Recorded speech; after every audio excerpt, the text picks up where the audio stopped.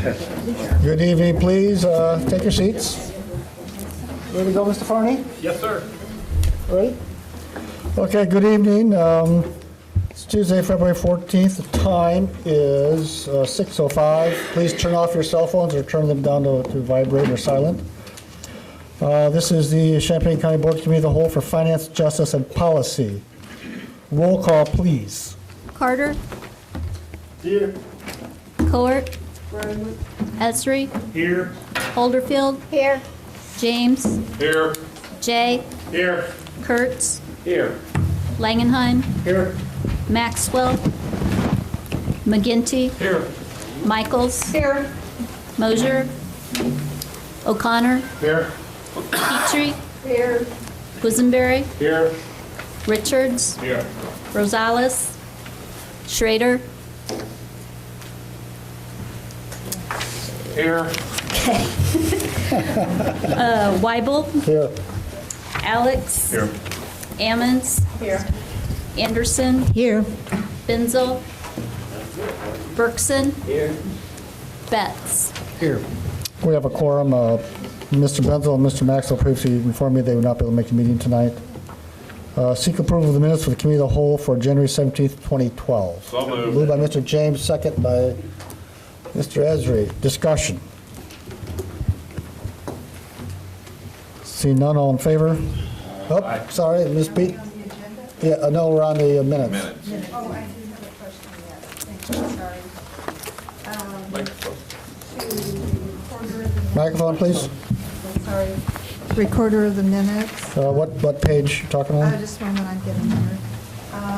Page 1, under approval of the minutes, line 38, and following lines in that paragraph.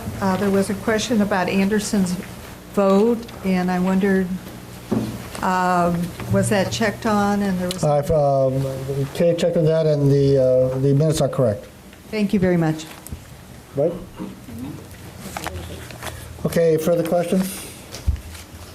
Okay, all in favor? Aye. All opposed? Motion carries. Seek approval of the agenda and the addenda. Moved by Ms. Coward, second by Mr. Carter. I'll point out that we're going to remove item 92A. That's an MTD appointment because I got the applications in very late. Also, we need to add a treasurer's report under finance, and let's see, we want to put that because it was inadvertently left out, but it's not an action item, it's just a report, so we can add that without causing a problem, I think. Where do you want to put that, after the auditor? That would be between the auditor and, between G and H, so G and a half. Any other changes to the agenda? Okay, see none, all in favor? Aye. Opposed? Motion carries. Public participation. If you want to talk during public participation, please fill out one of these forms. It's back corner there. And give it to me. Give it to me while people are talking. You have maximum 5 minutes per person, but we have to get all done within 1 hour. And of course, the county board cannot interact with you. And this tonight, I'll start from the bottom of the pile. And that first person is Kevin Sandifer.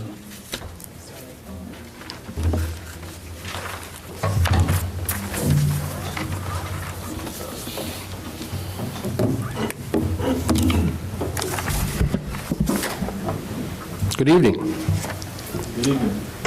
My name is Kevin Sandifer. I live in Royal. Those of you who know me for a long time know that on those rare occasions when I speak in public, I usually don't work from prepared remarks. I generally find that I'm more effective when I speak directly from the heart. But the issue I want to talk about tonight is important enough that I want to make sure that what I have to tell you is perfectly clear and not misunderstood. So if you'll indulge me, I'm going to be reading parts of my remarks. I'm currently a candidate for the Democratic nomination for county auditor. Most of you already know that. As a result, I have a direct personal interest in the discussion you're going to be having later tonight on the salaries of our elected county officials. Something else I don't have to tell you is that we are still living in a time of relative economic uncertainty. We've lately seen some signs, both nationally and locally, that things may be improving, but we obviously still have a long way to go.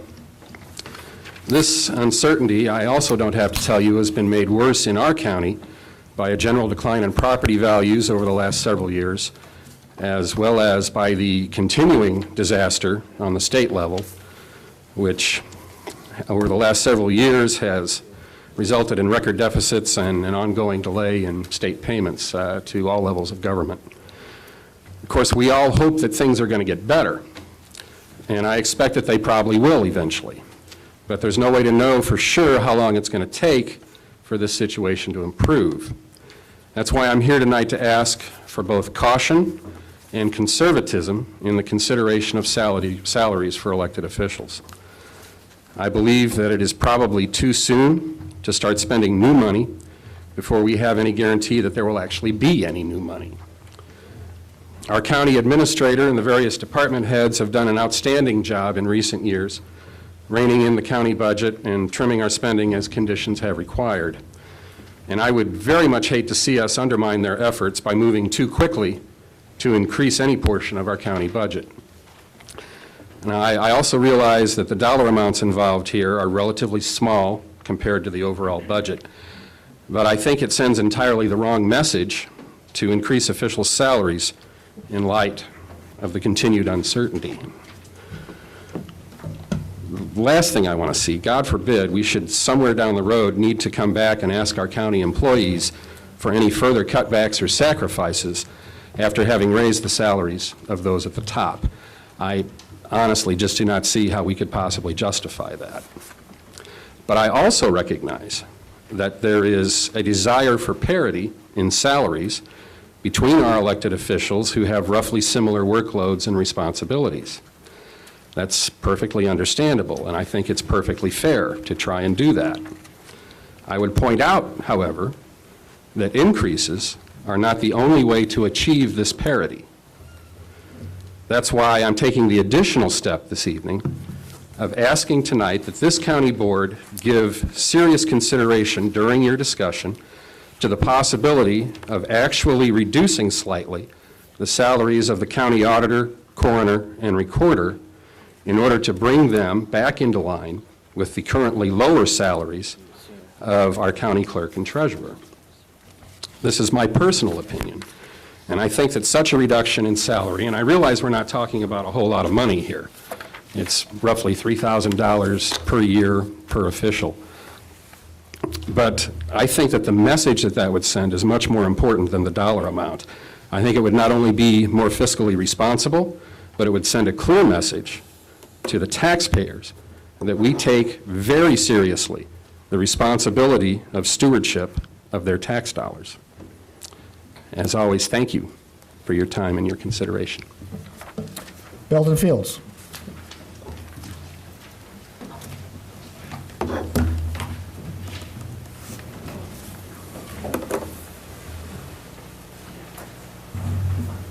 Hi, happy Valentine's Day.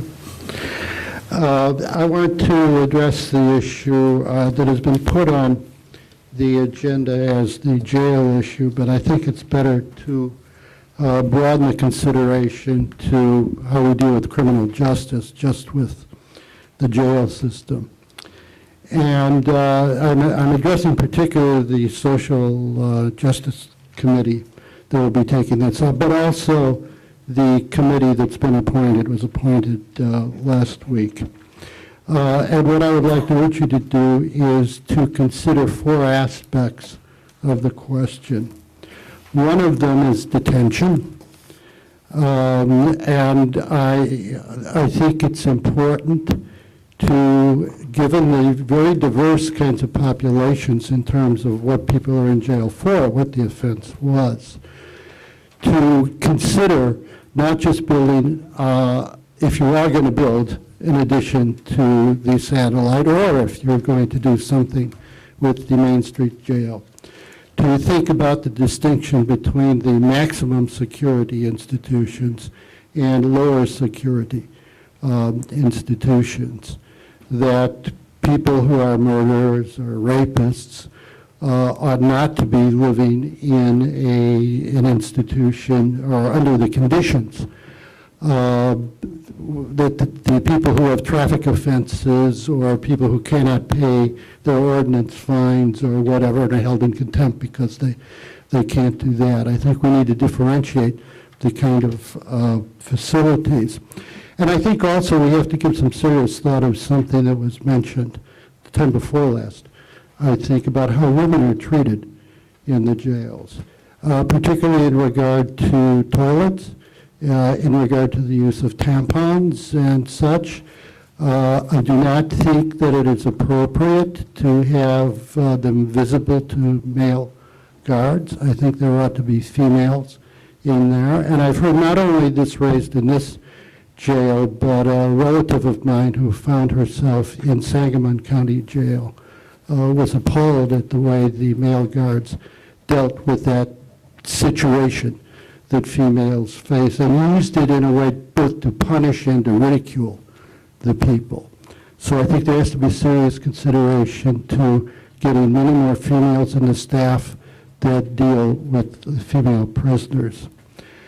Secondly, after detention, I think prevention is something that we ought to be concerned about. We don't want people to be turned into more hardened criminals as a result of their detention. We always we want to be thinking about, it seems to me, how to prevent recidivism. And also there are some other services that could be done. And I think that our state's attorney has done some good programs, alternative programs, but I think more can be done. Rehabilitation, I think, is also something that we should think of, and establishing a relationship between rehabilitated services outside of the jail and what is going on in the jail. The third thing is treatment. I mean, it's a terrible situation that people have to stay in jail waiting for a bed in a mental health institution. And I was a bit chagrined when the two women who were here that apparently deal with mental health people said, we cannot give treatment. All we can do is get into crisis intervention. And what that means is that none of these people, while they're waiting for the beds in the mental institution, are getting any kind of treatment. And certainly we can do better than that. We can get some people on staff who are able to give some treatment to these people. They might not be psychiatrists, but there are other health professionals, mental health professionals. So I'm just asking for a broader vision as we go ahead, and not to just take, a very, very narrow vision about what this enterprise could be. In a way, it presents an opportunity, and a positive opportunity if we treat it such. Thank you very much. Stephen Ayers?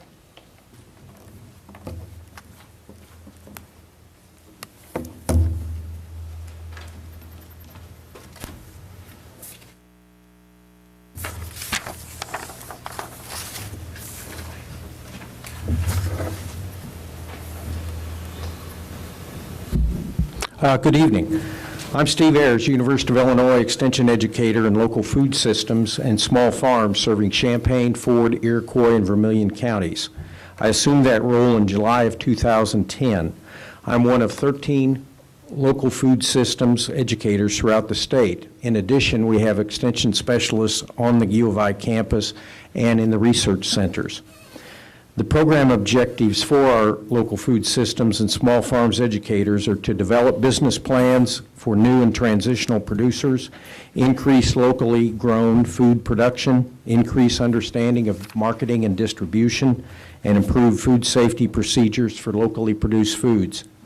Earlier this winter, a local foods group met with the Bloomington Edible Economy Steering Group. Their group is to create a local food hub for 32 counties in central Illinois. During this meeting, a grower suggested meeting with produce buyers to better understand what produce may be the best fit for both the grower and the marketplace. Our next local foods event will be a Meet the Buyers workshop for fruit and vegetable farmers on March 27th. The meeting is at the Champaign County Farm Bureau from 8:30 a.m. till 5 p.m. Champaign County Farm Bureau and U of I Extension are sponsors of the event. In addition to education sessions, buyers from 8 firms will provide an overview of their organizations and their procurement needs. Farmers will also have an opportunity for one-on-one visits with these buyers. U of I Extension's role is education, collaboration, and coordination. I support the Local Foods Council and would be willing to assist with the effort. Thank you. Diane Marlin?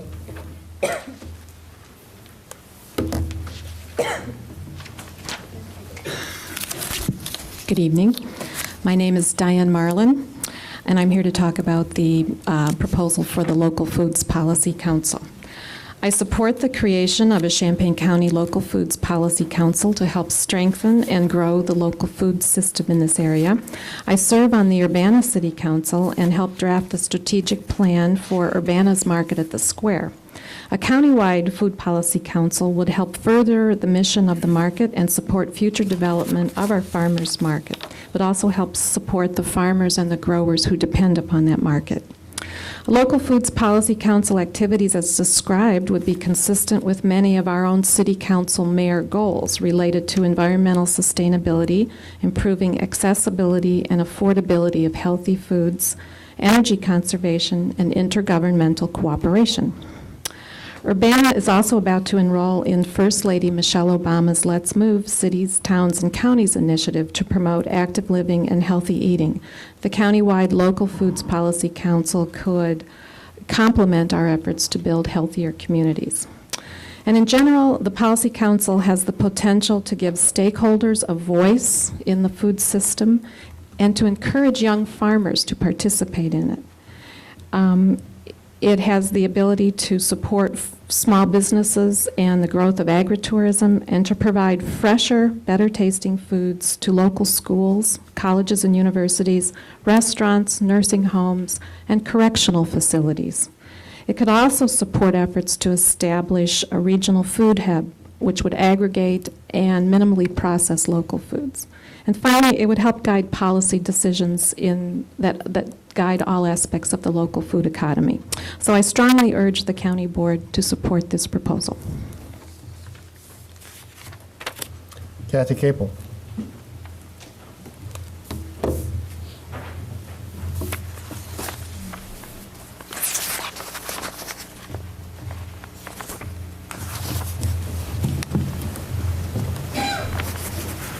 I'm Kathy Capel. I live on a small farm in Sydney, Illinois.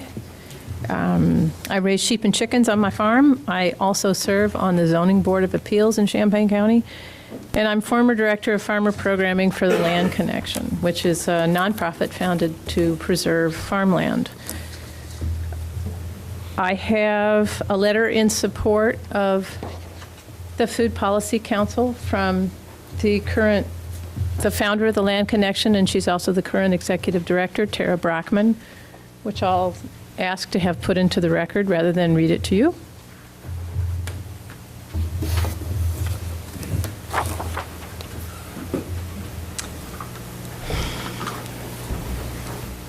Food production for local markets and direct farm sales of food has increased significantly in the last few years. One of the indicators is the increase in the number of farmers markets, which has gone from 1,700 in 1994 to 6,000 in 2010. And you can see the growth that that Urbana's experienced at the Market at the Square. At the request of the Edible Economy Project, which you've heard a little bit about from Steve Ayers in Bloomington, Ken Meter of Crossroads Resource Center in Minneapolis did an assessment of the potential economic benefits of developing a robust local food system in central Illinois. The Edible Economy Project is working to increase the percentage of Illinois-grown food eaten in Illinois. In partnership with local farmers, schools, businesses, and community members, Edible Economy is facilitating development of local food production, distribution, processing facilities.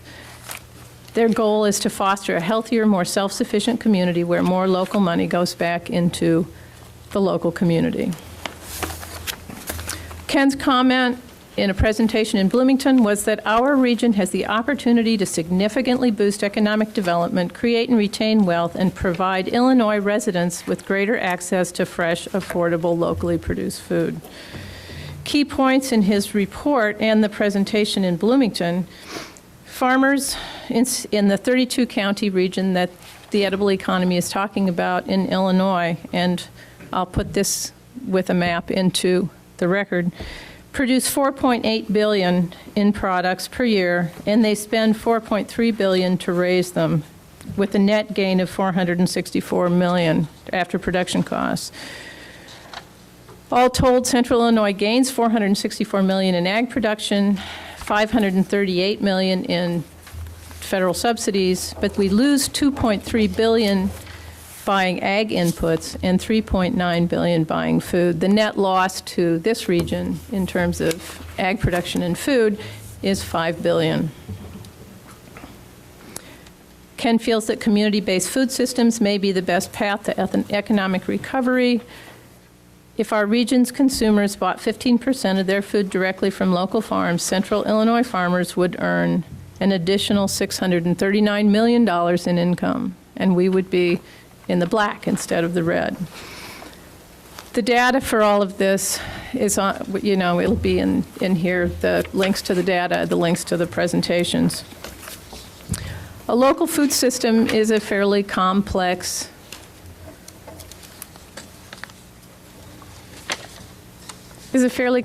model. There's lots of wiggly lines, and there are all kinds of stakeholders and people at all levels, and essentially at all, from commercial to people that have extra from their garden and that are selling in the Urbana farmers market. A local food council, I think, has the potential to have a broad enough base to represent all of these stakeholders, give all of these different people who are interested in producing and consuming a voice in developing policy. The council will provide a forum for a diverse array of food system stakeholders to develop food and agricultural policy recommendations. The composition includes farmers and growers. It includes academics from the university, representatives from the student farm, extension, and also end users from the local food retailers, restaurants, and even the food bank. Your 5 minutes are up. Okay, I'm done. Aditi Kambush, Pardon? next person. Oh, here's this. Thank you. Good evening. My name is Aditi Kambuj, and I'm a student, Could you step up to the mic a little closer? an urban planning student at the University of Illinois, and a member of Planners Network, the University of Illinois chapter. I'm here in support, on behalf of Planners Network, to support the Food Policy Council for Champaign County. Planners Network is a community organization that stands for progressive urban planning through equity and social justice. Food policy councils seek to address economic issues, including the diversification of local agricultural economy and the promotion of existing and new businesses. While these economic goals of a food policy council are undoubtedly important, they must be, and typically are, supported by several social justice goals, which we Planners Network support. I'd like to talk about 3 of these goals tonight, starting with the connection of underserved areas with healthy food choices. According to the U.S. Department of Agriculture, Champaign County has 2 food deserts where 2,000 residents are more than a mile away from a grocery store.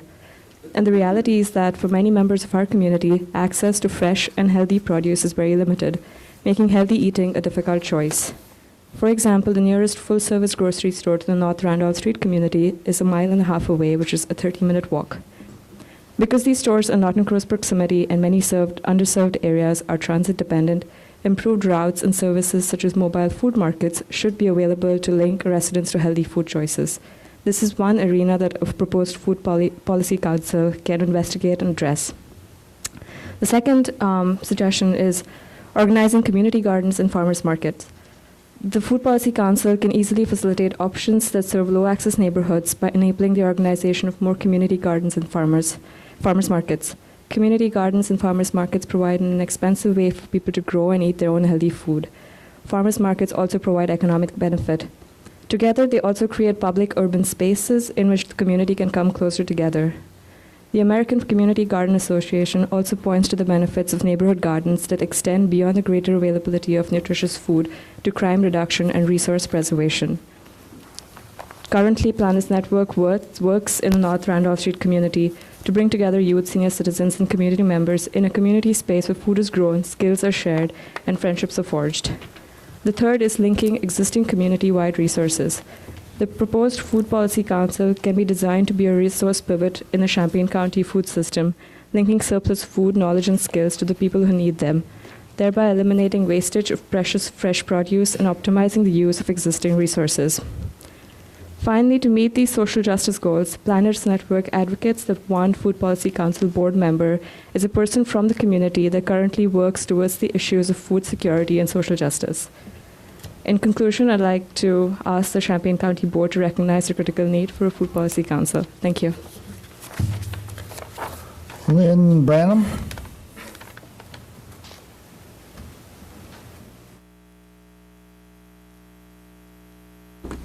Good evening. My name is Lynn Branham. I'm a resident of Champaign. I'm also a visiting professor of law at St. Louis University School of Law. My areas of expertise are correctional and sentencing law and policy. I've overseen the development of a model adult community corrections act for the American Bar Association, worked on restorative justice related projects, chaired a fiscal crisis task force for the American Bar Association to develop recommendations bearing on the most cost-effective corrections and sentencing systems, and done a number of other projects in these areas. I'm appearing before you today because most of my work is on the national level. There are some decisions being made in my backyard. I wanted to share just a few insights that I hope will be helpful to you.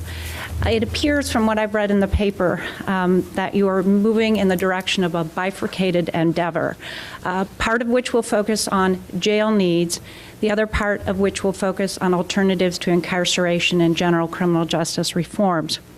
With all due respect, those two endeavors are inextricably linked.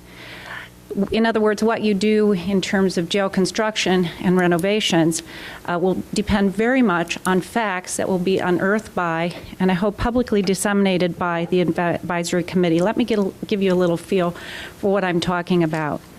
It's very important for both endeavors that basic data be collected and considered bearing on the jail population. What percentage of the inmates, for example, are pretrial detainees? The jails I've worked with, the majority are. What are the statistics on average length of stay? If we have a short length of stay, if there are assertions that's really promoting the public safety, those tend to be exaggerated. Are they long length of stays on average? If so, to what extent is that because people cannot post bail? There are a number of other data-related questions that will affect the decisions by both groups. Number two, what kinds of risk assessment instruments are being used by officials when making detention decisions, and are those instruments reliable? The Missouri Sentencing Advisory Commission has recently instituted a practice, got national attention, where they're funneling to judges information that seems counterintuitive to people who haven't worked a lot in the criminal justice system. A lot of times that data will reveal if you send somebody to prison, it will cost thousands of dollars more and actually have a higher recidivism risk. So what kinds of instruments are we using here, and do we need to get better instruments? Something to be considered by both groups. Do we have a pretrial services program in place, and is its utility being maximized? What kinds of other community sanctions are in place, and how can existing ones be adapted to maximize their cost effectiveness? Finally, I heard in the paper, I read in the paper, there have been some references to restorative justice. I have a passion for that. I've recently written on the institution of what would be called restorative sentences. I can share those insights with either or both groups. I think my overarching recommendations are this. I understand you're going to bring in a consultant to assist the first group, looking at jail needs. if you're just going to bring in a consultant for that one group, I strongly recommend that you bring in a consultant, really a team with a wide range of expertise. If you bring in somebody who just has expertise in jail architecture, you are going to get a primitive needs assessment. I've seen these. What is needed is a data cruncher looking at the data I just mentioned, somebody who knows risk assessment, somebody who knows pretrial services, community sanctions, and case processing. And number two, if there is the continued decision to go with both groups, work needs to be undertaken, a structure needs to be in place, with all respect, to make sure that the groups are working very closely together. I thank you for permitting me to tender these remarks to you. Michael first. Hi, my name is Michael First. I live in Urbana, and apparently we are required to have an elected auditor because of a referendum we had a year or so ago. However, we effectively have not had an elected auditor for the past 4 years, and our county has done quite well despite of not having an elected auditor, probably because of the professionals in the auditor's office. So even though we're not required to have one, we apparently don't really need one. So I would ask the county board to lower the auditor's salary to whatever minimum is allowed by law. I would assume that's probably $30,000 or $40,000 a year, and if we did that over 4 years, including benefits, we would probably save the county about $250,000. Similarly, we are about to, we're going to elect a new clerk of the circuit court. And it doesn't seem that anyone on the county board has evaluated whether or not this needs to be a full-time position. It's currently also, the salary reflects a full-time effort, but I'm not sure that this is necessary. So similarly, we should lower the salary for that position also to the minimum allowed by law. One of the board members, current county board members, in the newspaper several weeks ago was quoted as saying we shouldn't do this just because Mr. Winkle is running, but Mr. Winkle is no longer running. He managed to, get continued employment at the university, so he's no longer interested in the county clerk's position. So therefore, we should also lower that salary to the minimum required, which hopefully would be about $40,000. Thank you. Jerome Baumberger.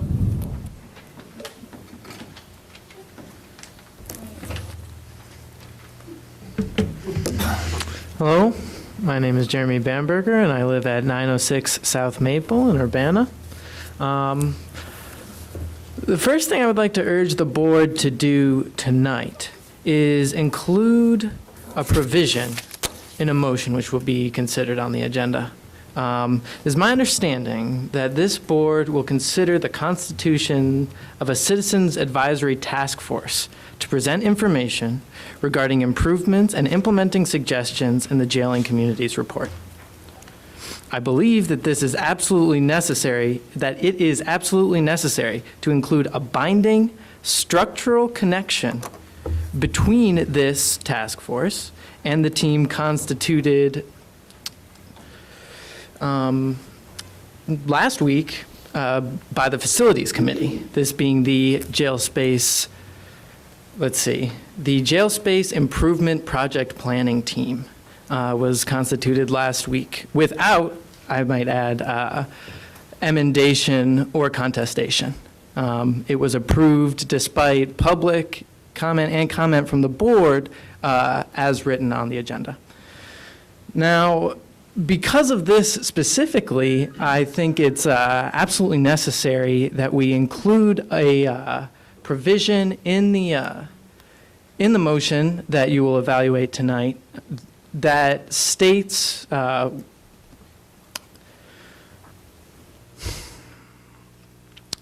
any motion brought to the floor of this board by the Jail Space Improvement Project Planning Team is out of order unless it is approved first by the Citizens Advisory Task Force. This, as far as I can tell, is the only way to establish a true structural linkage between the two groups constituted not as committees, but as extra administrative bodies by this board. Thank you for your time.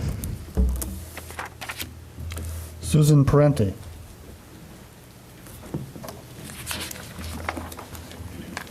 Thank you, Jeremy. My name is Susan Parenti. I live in Urbana. I'd also like to talk about the jail expansion, which I still consider a proposal, though you have renamed it a plan. I would say, with all respect, that you have fast-tracked this proposal. You have done what my father would say, done a quick thing, a quick and nasty thing, really quickly. And I'd like to talk about that in order to make a proposal about it. My thought was that there is so much controversy that you witnessed in the last 3 weeks that this should have indicated to you as a representative body that there is not a consensus in the community nor with yourselves. One, you seem to have effectively ignored all the public controversy that I heard. There was not a single proposal in favor of that. So I wonder who you're listening to. Is there another public that you meet on Wednesday that talks about what a good idea that was? So your voting last week did not reflect what the public was saying. Second, you not only ignored the public, you badmouthed the public. The commentary that I heard, sir, was that the public didn't know what it was talking about, that we didn't come with our facts, we hadn't done our research. In a certain way, metaphorically, we, the public, are kids, and you're our parents. You're the people who know better, and we kids came and we were not prepared. Third, there is no indication that this will become a public referendum about the jail issue. There's no mechanism in place. So the fast tracking, the speeding is being done in order that we do not listen to the public. Now, in the past, up to this year, I would have called this behavior corporate. This refusal to put the proposal to the public, I would have called it corporate, and I am not a fan of corporate. I would have called it patriarchal, because Mr. Betts is obviously the daddy that you're all listening to. But now this year I have another word. Ladies and gentlemen, you are acting like the 1%.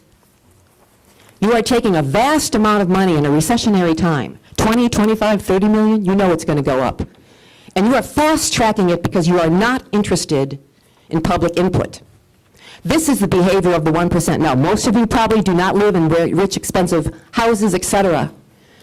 But this way of taking something that should be decided by the public, of whom you are the representative, you are our public servants, and simply turning it into a thing already, a plan and not a proposal, is the behavior of the 1%. I am part of Occupy Champaign-Urbana, and I'm linked to the Occupy Quad.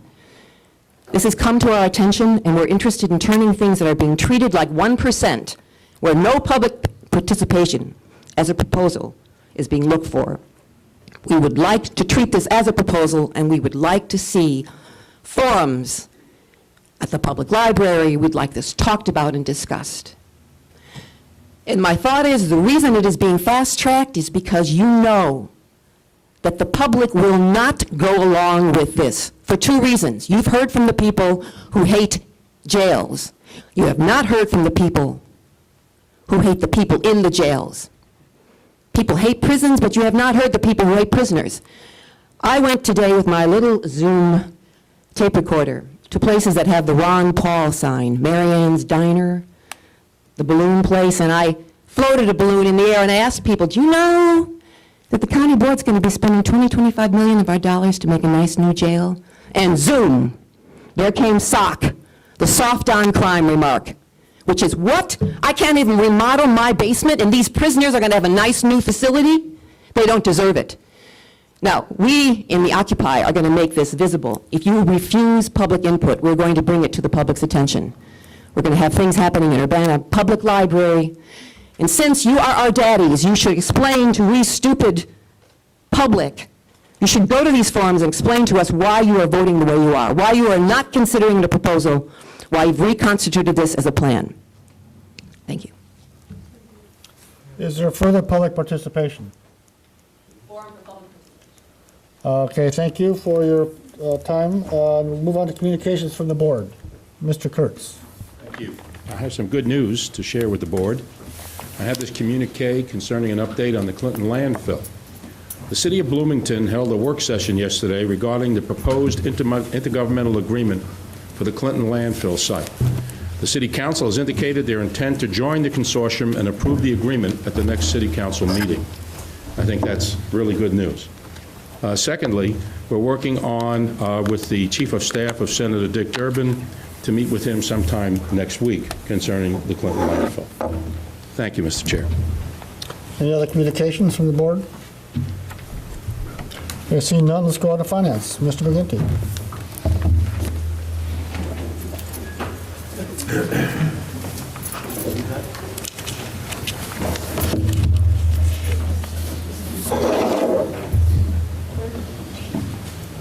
Okay, first on the agenda, a budget transfer, 12-2 for $237,736 from the Access Initiative Fund to reduce original personnel budget. Is there a motion for approval? By Ralph. Is there a second? By Geraldo. Discussion? Patsy. Maybe Ms. Busey can explain this. They alluded to this a little bit when they presented before us that they were contracting out some of the staff, but I need a little bit more clarity on the rationale for doing this. If I thought the Access Initiative was to pull everything together and now they... Mr. Tracy is here and can answer that question. Wonderful. Thank Peter. you so much. Please. Well, ultimately, the plan is for the staff that are currently working for the county, who are temporary employees, to be spun off to community agencies.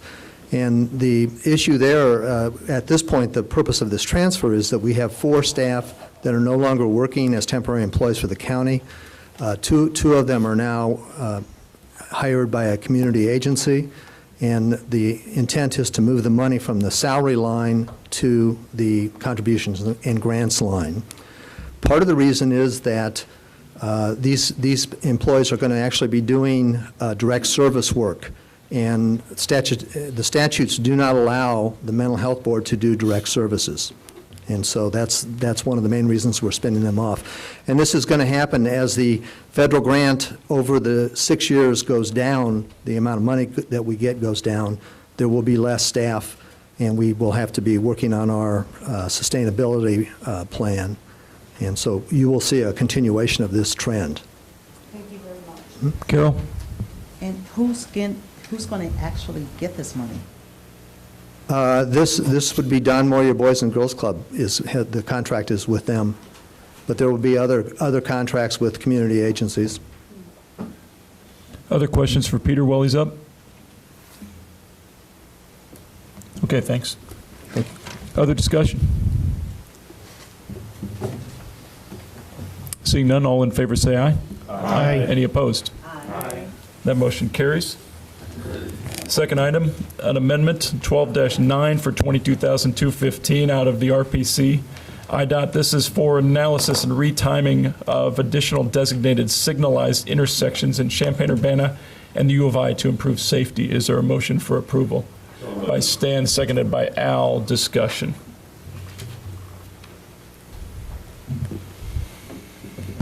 Seeing none, all those in favor say aye. Aye. Any opposed? That motion carries. The third item is an amendment, 12-10, for $3,000 out of the state's attorney's office, and this is an amendment that's required due to an increase in cost for appellate prosecutor services. Is there a motion for approval? By Carol. Is there a second? By Jan. Discussion. Stan? I'm just going to ask the question, is the cost increase due to the population increase? They have some sort of formula they use based on population, is that the understanding? Yes, they do. We've been paying $27,000 a year for this service for probably at least 15 years, and our population in 2010 went over 200,000, which triggered this increase to $30,000 a year. That's what I thought, thank you. Further questions? Carol? On our paperwork, it says 3,000. The increase is $3,000. Oh, okay, we're making up the difference too. It was $27,000 budgeted, but it's actually $30,000 this year. Other questions? All in favor, say aye. Aye. Any opposed? Motion carries. Fourth item, an amendment 12-11 for $63,200 out of the Court Complex Construction Fund. This is to cover all the project costs for the courthouse sound and video arraignment system, as well as for the sheriff's office for court security personnel monitoring the building during off-hours installation. Is there a motion for approval by Stephanie, seconded by Steve O'Connor? Discussion. Stan? We discussed this in caucus, and the sheriff may be able to answer this, but since this was an unplanned event, the overtime, I understand, is because of the location and the security of the courthouse. But would there be any way in the future with your budget that that overtime cost may be offset by other overtime that may not be needed? That's a good question. Sheriff? Thank you, Patsy. The answer is I don't know. That's even better. Yeah. I mean, there's no direct relationship between this project and any of our other overtime activities, whether it be crimes or the fair or anything. This was not planned. I will also add some courthouse personnel have offered to step in and fill some of the gaps, so it's not all being done by court security at overtime. Thank you. Chief? I heard on the radio the other day that the chief judge has put a hold on this until he got some more input. Is that going to affect this, or are we just going to go ahead and do it? Or This project is moving forward. I'm not aware that there's been a hold placed on it. well, it was on WDWS, and they certainly wouldn't lie to us. Yeah, they're working on this. I think it's scheduled to be completed within the next 2 weeks. Okay. Patsy, then Stephanie. I think what he heard was that the state had approved videoing of court cases, and the judges here said they'd like another county to use as a model. Which is different than this project. Stephanie? Part of this overage for the overtime, I believe we had money left over in reserves around $300,000. Is that correct? With the courthouse improvement? Is that You right? had $300,000 in the court's construction fund, which you are using for this project. $100,000 was budgeted. The actual total cost of the project right now, including a contingency, is anticipated to be $163,200, which includes court security working from 4:30 p.m. till midnight while this installation is occurring in off hours. So we have the funds to cover this already? It's in the court's construction fund. Thank you. Other questions? Seeing none, all those in favor say aye. Aye. Any opposed? Motion carries. From the addendum, item 5 is an amendment 12-12 for $21,000 out of the RPC to reflect receipt of new contract for county fiscal 12 to administer the DCEO grant for construction of sanitary storm sewer separation on behalf of the village of Milford. Is there a motion for approval by Pius? Is there a second? Second. Who's John? Discussion. All those in favor say aye. Aye. Any opposed? That motion carries.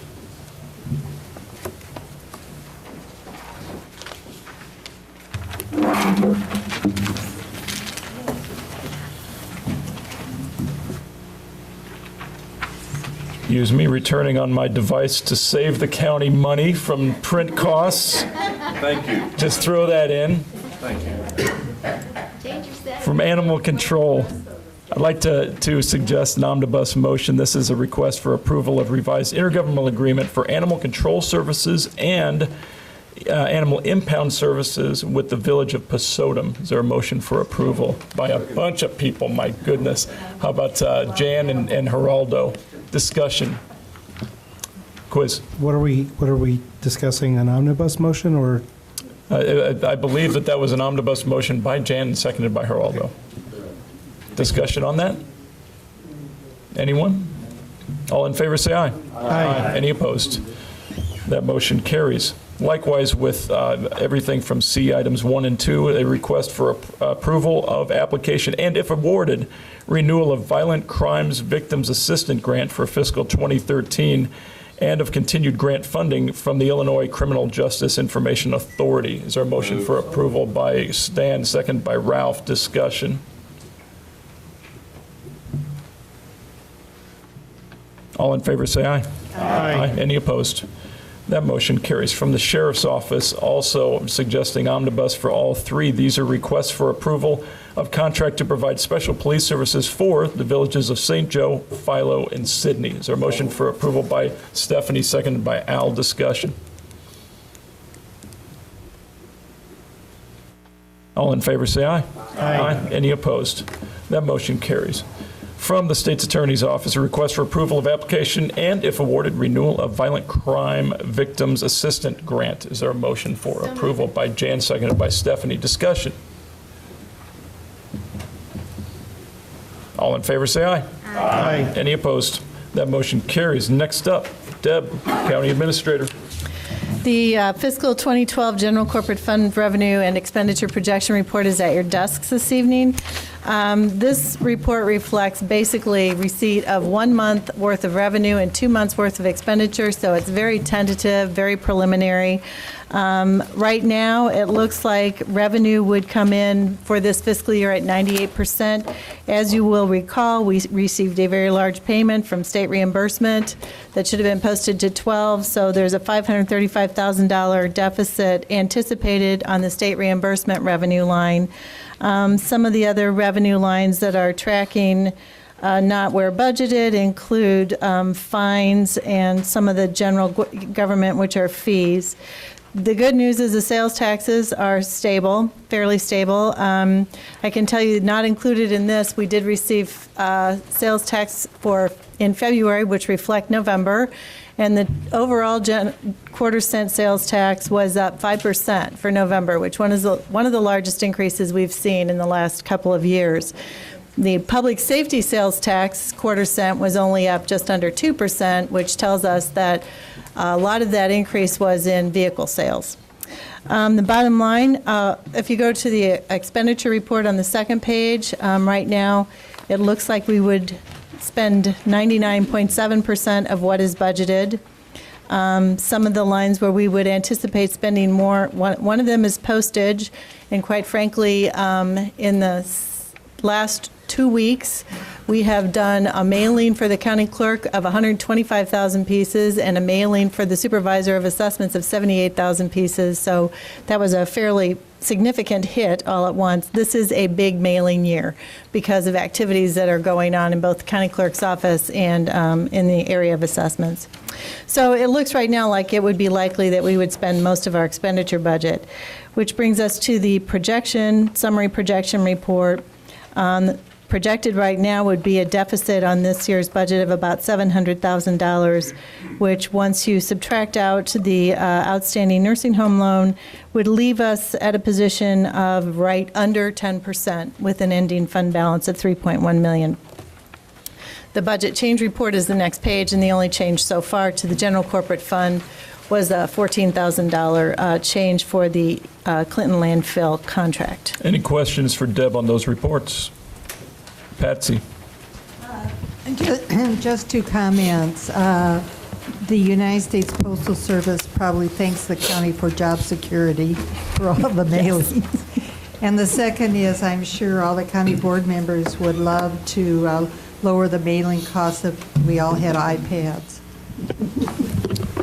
Any other questions for Deb? Thanks, Patsy. Motion to accept and place those reports on file, please, by Aaron, seconded by Lorraine. Any other comments? All in favor, say aye. Aye. Any opposed? That motion carries. Item 3. The elected official salaries, okay, the memorandum in your packet is the same memorandum that you had last month, which provides some different options for the elected official salaries decision. What is added is information that you requested at your meeting last month. So on page 136, for the comparable counties, you will see the longevity of each elected official. In other words, what date did they assume the office that they currently hold? On page 137, you had asked for the comparison of where elected official salaries were in Champaign County with the comparable counties in the year 2004, because that is a year that is referenced in the memorandum as when we started to try to put more process with this whole issue. So that information is available for you. And then on pages 138 and 139, this is the history of the elected official salaries being set by the Champaign County Board going back to 1986.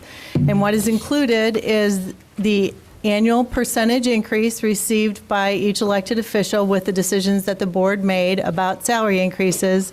And the top line for each year is the actual CPI for that fiscal year. You'll see there are many years where there are zeros. You'll see there are years where there are big increases. Those years are catch-up years, I would call them.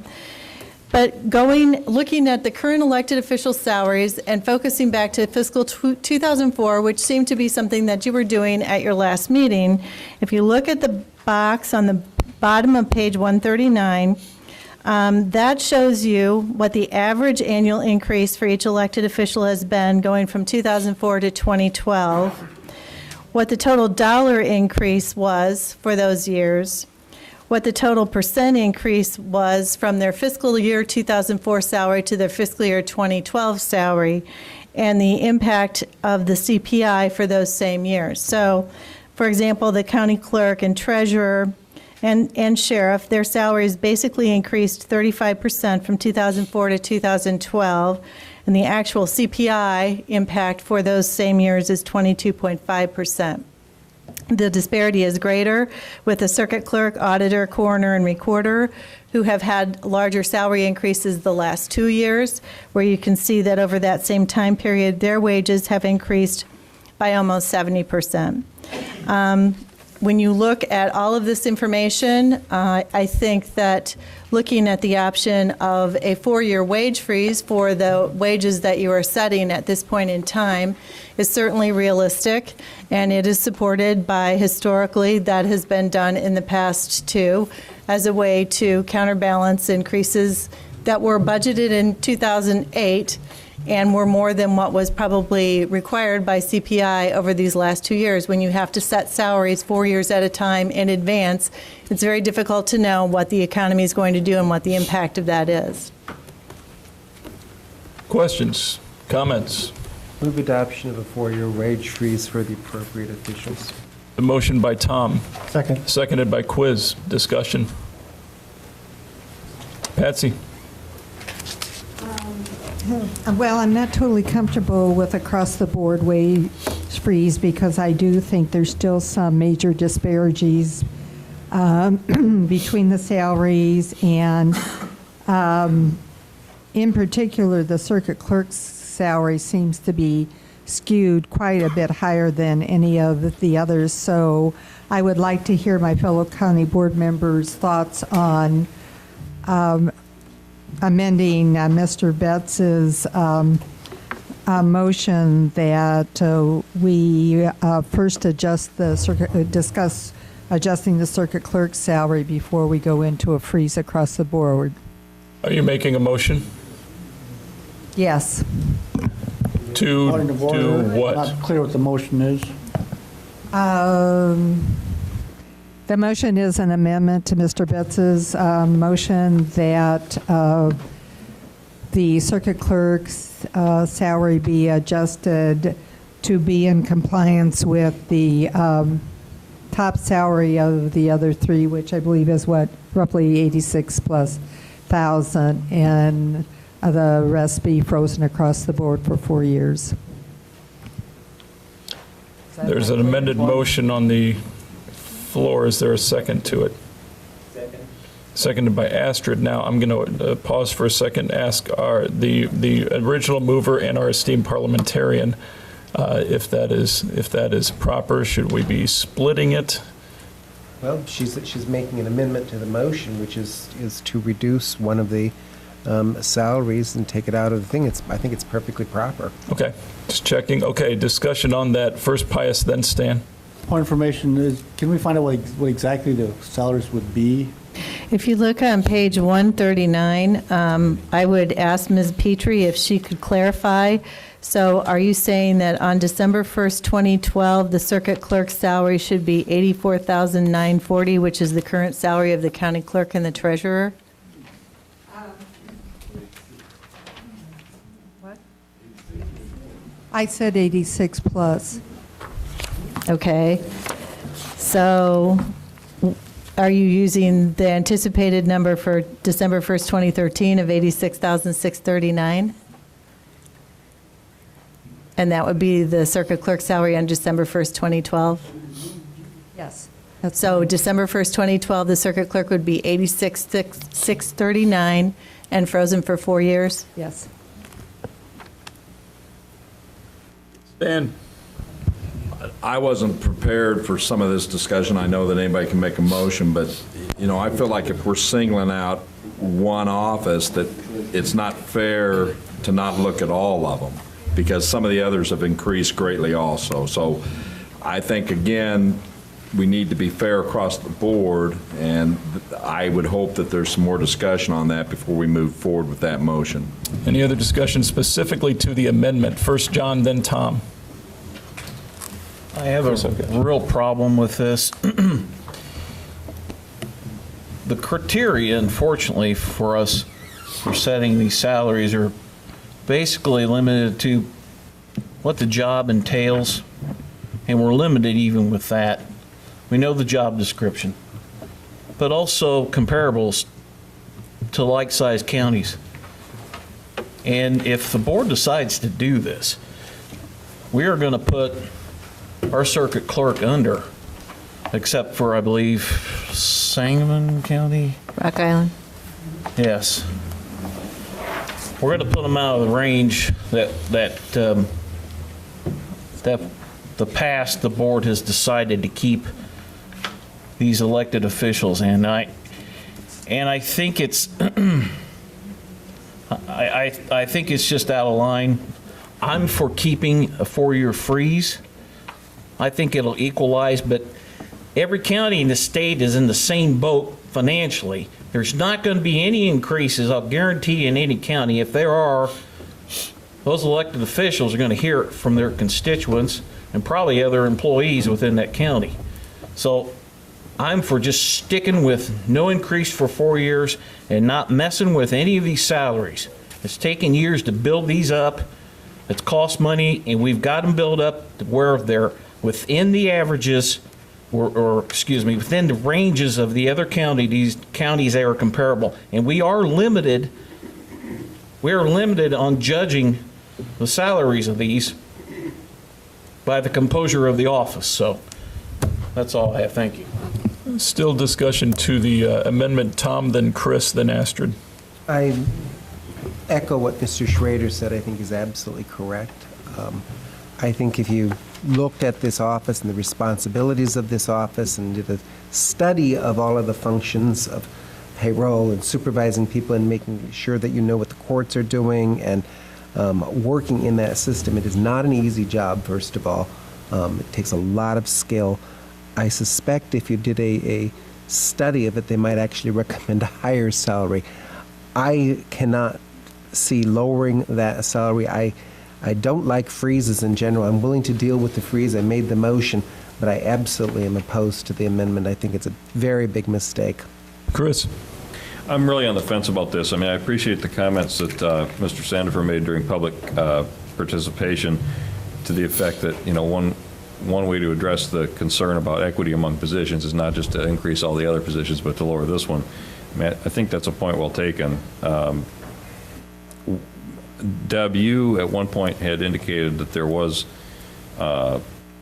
had been a two-tier approach sort of agreed to in terms of that some of these positions should be viewed as a higher tier than the other positions. That's correct. And which were the upper tier positions? The sheriff is on his own. Right. The county clerk, the treasurer, and the circuit clerk were classified as the same, and the auditor, coroner, and recorder were classified as smaller. But what we have here is, in fact, an inversion of that? Yes, as a result of the last 2 years when the county clerk and treasurer's salaries were frozen, and the auditor, coroner, and recorder were on the tail end of receiving annual 4% increases. I mean, I don't like to make legislation on the floor here, but it seems like if we're rewriting the ledger as we go, we ought to set all the salaries to the 86,328 to at least get, other than the sheriff, obviously, to bring this closer to equity than what we have now. But I'm not, I guess I share Mr. Schrader's discomfort at a quick fix to this problem on the county board floor.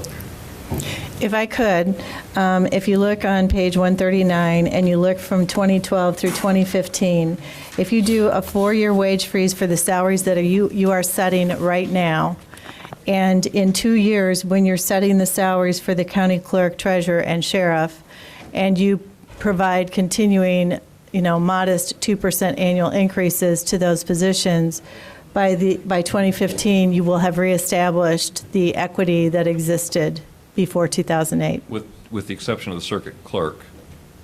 No, the circuit clerk is in the upper tier? The circuit clerk should be basically the same as the county clerk and treasurer. Okay.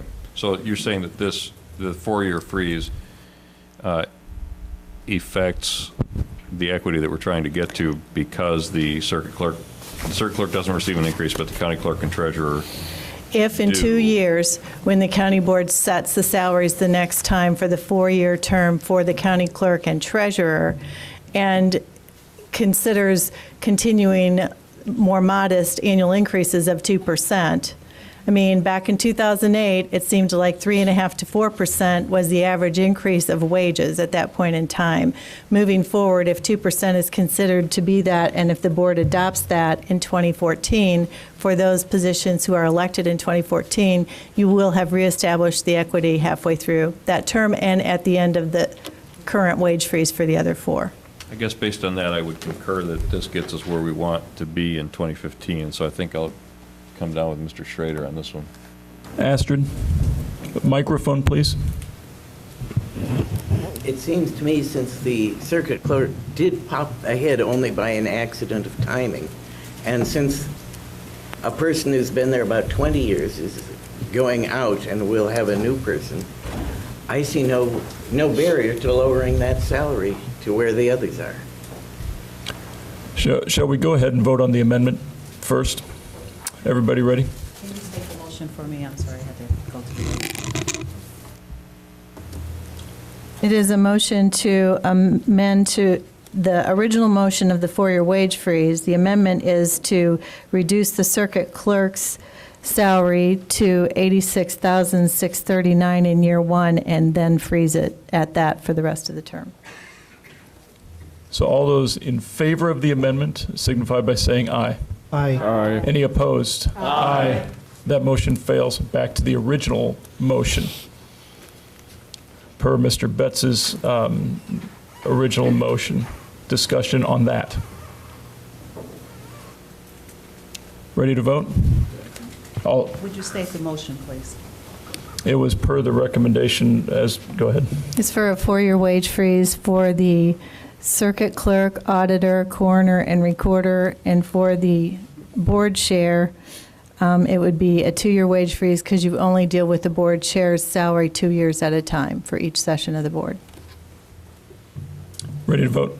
Carol, first. Just a clarity point. So the recommendation basically is to freeze those positions, allowing for equity to go across the board, basically. It would eventually be reestablished in 2015.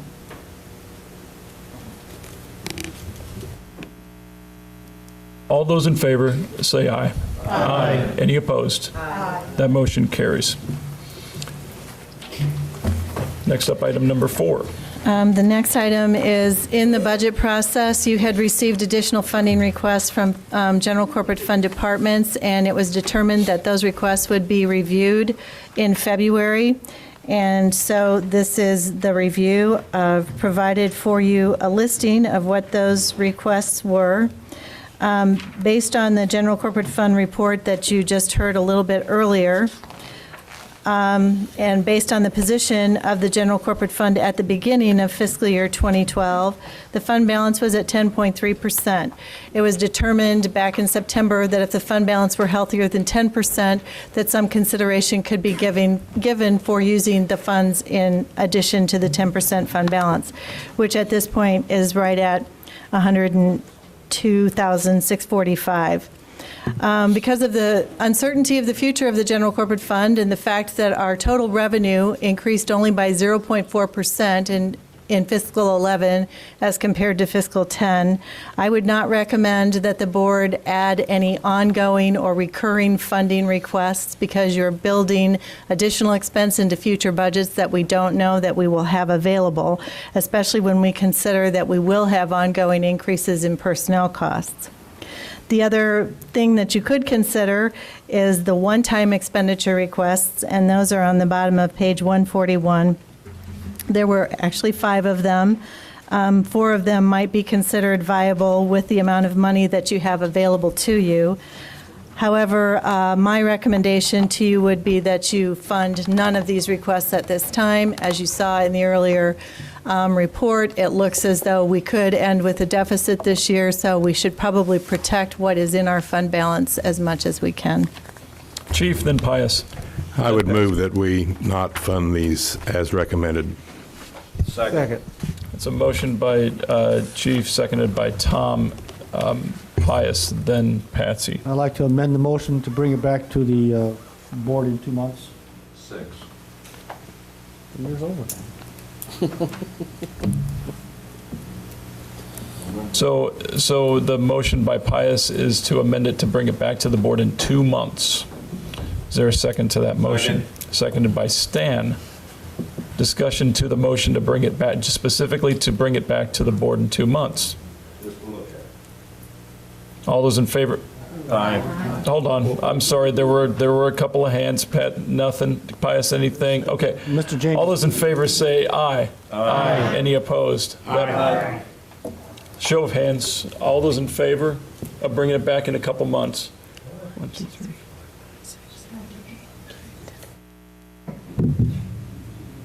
That we will bring it back in 2 months, back to the motion, and we will be adding, bringing it back in 2 months. Discussion to that motion. Patsy. Just a couple of information questions that might help my decision. On the reference on page 141, these are one-time expenses. How is the truancy service program a one-time expense? Is it in and on? They requested it only for this fiscal year. Okay. Second question is, now that the coroner is doing autopsies, I thought he talked about that would be saving some money and then eventually be generating some money. Is that not a possibility?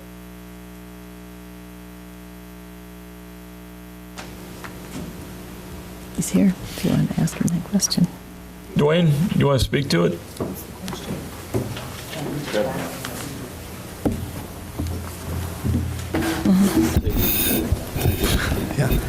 Actually, it is a possibility, and I went back actually last week and looked at my funding, and when I turned in the budget for this year, the increased savings or the revenue that's coming into the coroner's office right now, I didn't account for that. There was a significant increase in that. Of that, about $7,000 I accounted for in my expenditures for this year. The rest of it I didn't account for in my expenditures, so basically it's being collected and going into the general fund. If I go back and look at the numbers, it's possible there's enough money there, but it would require me to come back to the board for a budget amendment because those revenue fees are just going into the general fund right now. That's helpful. I have one more question. And may I ask the question of the sheriff? Let it rip. Okay. On this squad car cameras, are there ever any grant funding that help pay for such a purchase? This is a fairly large purchase. The cameras that we have now have been donated over the course of time by the Journey Foundation and Esworthy's. Plus, Urbana gave us, they switched systems and we did them some favors, and I believe they gave us 2 or 3 cameras. That's how we have what's there now. But in terms of going like the DOJ or something like that, there's nothing specific for this that I'm aware of, Patsy. Okay, thank you. Other discussion, quiz? Yeah, I just want to follow up with the coroner's comments on the general fund. Did we account for that revenue in the budget? I understood that the coroner, when he prepared his budget, was budgeting for what he expected to receive. If what he's telling you is accurate and there's actually more revenue coming in than what is budgeted, a revenue-neutral budget amendment might be in order for him to bring back outside of this. Great, thank you. Anything else? Diane? Just a question on this truancy services program. Just wondering if maybe in the next couple months or something that maybe because the school year is coming a little closer to the end, that maybe that would be a lesser amount and we could consider it for that? Basically, if we wait 2 more months, I think you could consider that that would probably be half because it would only be for the fall semester. Other discussion? Seeing none, all those in favor say aye. Aye. Any opposed? Motion carries. Item number 5. And the final item is the annual abatement resolution to abate property taxes that have heretofore been levied for the payment of bonds, which are being paid with alternate revenue sources, primarily the public safety sales tax. And/or some of these abatements are the result of refundings where we have restructured our bonds and are actually paying less than what would have originally been anticipated for fiscal year 2012. Is there a motion for approval by Pius, seconded by Chris? Discussion. All those in favor say aye. Aye. Any opposed? That motion carries. Is there a motion to accept and, thank you, Deb. Is there a motion to accept and place the auditor's report on file? So moved. By Lorraine, seconded by Geraldo. Discussion. All in favor say aye. Aye. Any opposed? That motion carries. Item G and a half, treasurer Dan. G and a half. Get on my knees. I don't have anything to tell you other than just that my report is posted on the website. And if I'd be glad to answer any questions if you have any. If not, I'd ask that it be accepted and placed on file too. Motion by Quiz to do so, seconded by any number of people. I'll say Geraldo again. Everybody's so enthusiastic to do that. Any questions for Dan? All right, thank you. Thanks. All in favor say aye. Aye. Any opposed? The motion carries.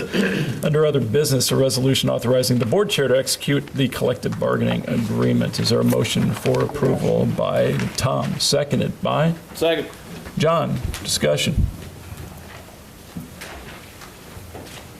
All those in favor say aye. Aye. Any opposed? Motion carries. There's no chair's report. Is there any other business for finance? Items for consent are A, 2, 3, 4, and 5 from the addendum, B, 1 and 2, C, 1 and 2, D, 1, 2, and 3, E, 1, F, 4, H, 1. That's it from finance. Thank you.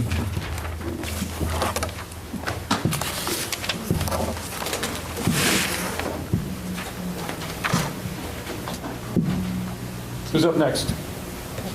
Justice.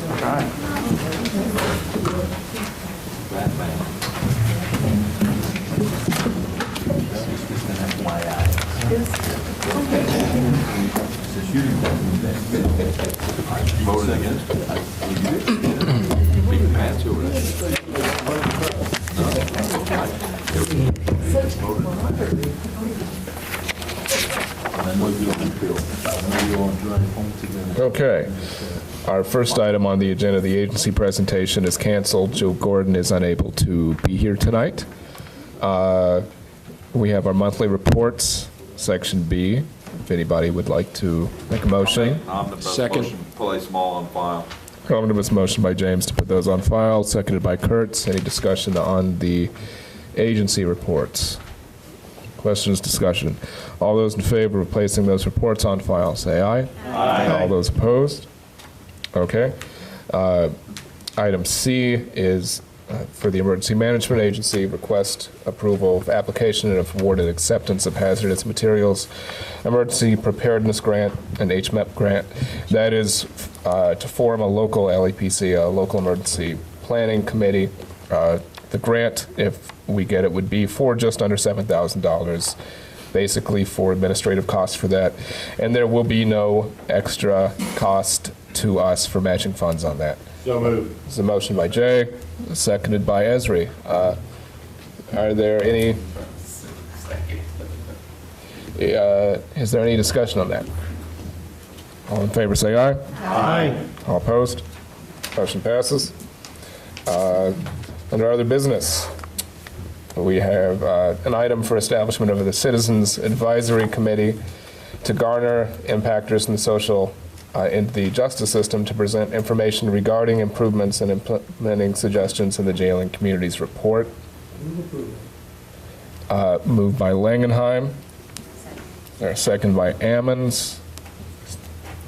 I guess for discussion, James. Now, if I'm reading this right, it's basically going to be a committee that's going to be formed to look at issues affecting the jail. They will make a recommendation, much like the jury commission. They will have no governing or vote at the table. Can you be more specific in that? If you mean, will this commission? Well, my specific would be, let's say that this committee starts talking about the jail issue again, and basically any report they give us, we can look at it, take it under advisement, but it will not have a bearing per se, as they will be able to sit at the table and say, no, we don't agree with that, like the gentleman spoke earlier, because the final vote should lie with this body because we're elected by the people out there. I appreciate that people are willing to take time to serve on committees and give us their input, because there are things all of us overlook, but I don't think they necessarily should be sitting here and telling us that they have a voting right when it comes to an issue. That is correct. That is the intention. We actually had, and I didn't use my legal language. Had been hoping to be a little more specific in the motion, but Pius wandered off for a little bit there. So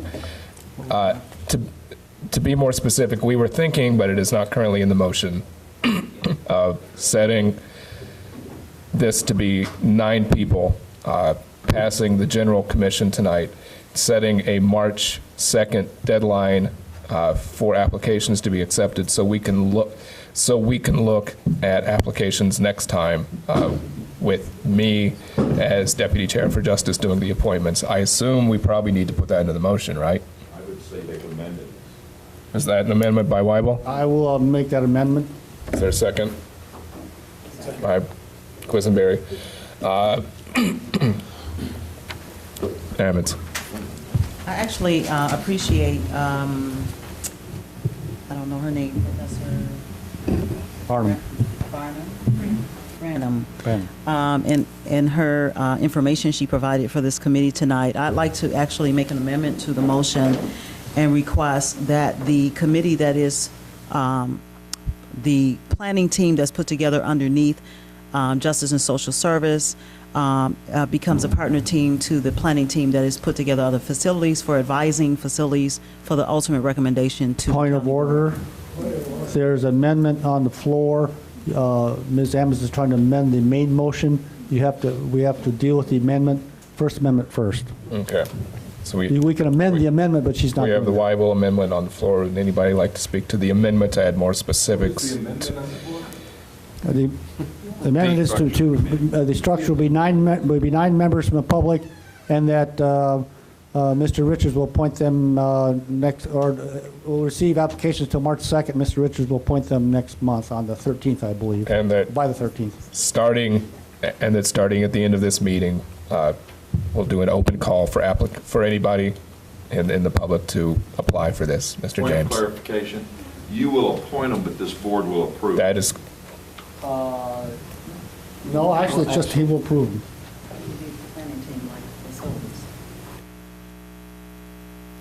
It is not it's a task force. Okay. Yeah, well, I don't know all the ins and outs. and as you said, this commission will certainly not, like the planning team, have binding authority over the county board. The intention is to look at a lot of the issues that Ms. Ammons put out in her report, look at the issues that Mr. Betts put out in his report, and anything else we can think of that the commission wants to look to, and bring some information to the board so it can make as best a decision possible on how we need to move forward on this issue, basically. But so, Ms. Petrie. Gotcha, Lloyd. Ms. Petrie. I'm sorry, but yeah, Patsy Petrie. I'm having a little problem with the way this is evolving to be structured based on Chair Weibel's amendment, and I'm basing my concern on the conversation we had in the Democratic caucus when I asked about the Open Meetings Act in relationship to the project team. And it appears to me from the explanations and the conversation that's going on that this will be a somewhat similar structure as the project team. In other words, it is not going to be approved by the county board and therefore means it will not be under the Open Meetings Act, and I find that a little bit troubling. Well, I certainly intend to have this commission follow the Open Meetings Act, post all meetings like the jury commission, have open meetings, possibly have forums outside of here, and keep minutes. Mr. Quisenberry. Ms. Coward. You had Lloyd first. I'm sorry. Lloyd, did you have anything to say? Or was that it before? I had a question. Okay. But we're drifting, so I can listen, no problem. Okay. I have my thoughts. Couple questions that I have is, how do we arrive at this advisory committee when the facilities committee, which is an equal committee to the socials committee, basically is going to create alternatives to creating a facility? And that facility, the input of this committee would have an impact as to what gets created inside the jail. Library space, space for teaching in classrooms, medical facilities, dining facilities, and all of that. I was under the impression that this committee would be an alternative to what was already proposed or is going to be proposed by the facilities committee. So the chair of the facilities committee, Tom Betts, organized a team to go ahead and look at the facilities, which, with all due respect and authority, he has the right to do that. You, as the chair of the Social Justice Committee, will have the same authority and power to create a committee to look into the alternatives that could also utilize the funding for the quarter-cent tax. That's what I would have imagined. And as an alternative, both teams would then get together before any planning gets down and then decide if the public would would like to see such a facilities created with the input of the county board and the social justice team that was created to provide additional input from drug resistance, perhaps Prairie Center, perhaps the mental health physicians and departments, perhaps faculty on the University of Illinois, and professional people that are good at doing that. Perhaps Professor Brennan that talked about restorative justice. But what I see here is a fast track on building the facility without discussing the alternatives. And I would imagine the alternatives will have just as much weight in this committee as the facilities committee would have on creating the facilities. Because you can't create the facilities unless you have the input of what actually is going to go in the box. Well, this commission certainly would want to look at alternatives, and I want to keep it pretty broad on, pretty much have anybody apply. I think that's the best way to go now. However, we are certainly looking to have as diverse a group as possible, sociologically, racially, geographically, hopefully have some advocates for the mentally ill involved, and like you said, and a number of other people. We'll have to see who's interested, but it would be good if we had some criminal justice professors who were involved in things such as this, various community activists, possibly prisoner advocates, or an ex-offender group. These would all be great possible ideas to bring ideas to the table for this. But my flip question to that is that if you open it up as such, instead of saying, I think that the stakeholders to basically providing these alternatives are these professionals, and you named the group, and we as a board approved that group, I think that's the way to go, because then it goes back to what Patsy Petrie had indicated. What are the regulations with Open Meetings Act? How much public participation are people going to have in these, providing input to these teams? And are these teams going to be the ultimate say-so in what gets done here at the county jail lot? Mr. Betts. First of all, no one has the ability to trump the county board's ability to have the say-so about what happens at the jail with regarding whether we build it or not. That is solely the county board. A committee can't do it. I think people have dramatically misunderstood the nature of what we did at facilities. When you begin the assessment process, when you do an RFQ for this type of facilities assessment, that person, that team, that company that does it looks at all of this stuff. They do an analysis over who is in the jail, who is not in the jail, your diversion programs, your victim offender reconciliation programs, your post-detention treatments. They examine all of that, and they certainly will be going through all of the statistics. That will be right in the RFQ. That's a standard portion of what you're doing when you do that. And this committee that's gathering information and having its role certainly is not at odds with that, but that's one of the things you do with a planner. You know, when we were in Denver, we spent hours discussing and this issue. And yes, you absolutely do that. It is part of that assessment process to make sure you're doing it right. How can you be more effective? There is not a vested interest in building more jail cells if you do not need them. You know, there's all of these assumptions out there that are not true. But the idea that you include 9 members of the community directly on an assessment of the facilities committee would not be a good idea. It is something that consistently, when we were in Denver, the Justice Department, every advocate in that field said, don't do it. It was a huge mistake because you're assessing a facility in relationship to its use and function. The social policy issues are quite different than that. But keep in mind, the board always has the authority, no matter what committee you have dealing with these issues, the board has the authority. In terms of the Open Meetings Act, only county board members generally are going to be subject to the Open Meetings Act. If we appoint a majority of a quorum to a committee or create a subcommittee of the county board, we're going to be governed by the Open Meetings Act. Any committee, community committee, doesn't matter what it is, can always subject itself to it by saying, we're going to have all our meetings public, we're going to have them all open, we're going to invite public participation. I would anticipate that being the case with any committee that we appoint, or any committee that goes through this board, whether we're appointing them or not. I would expect the meeting to be open. That is the history of such things, unless it's a labor negotiation. In labor negotiations, we still announce the meeting.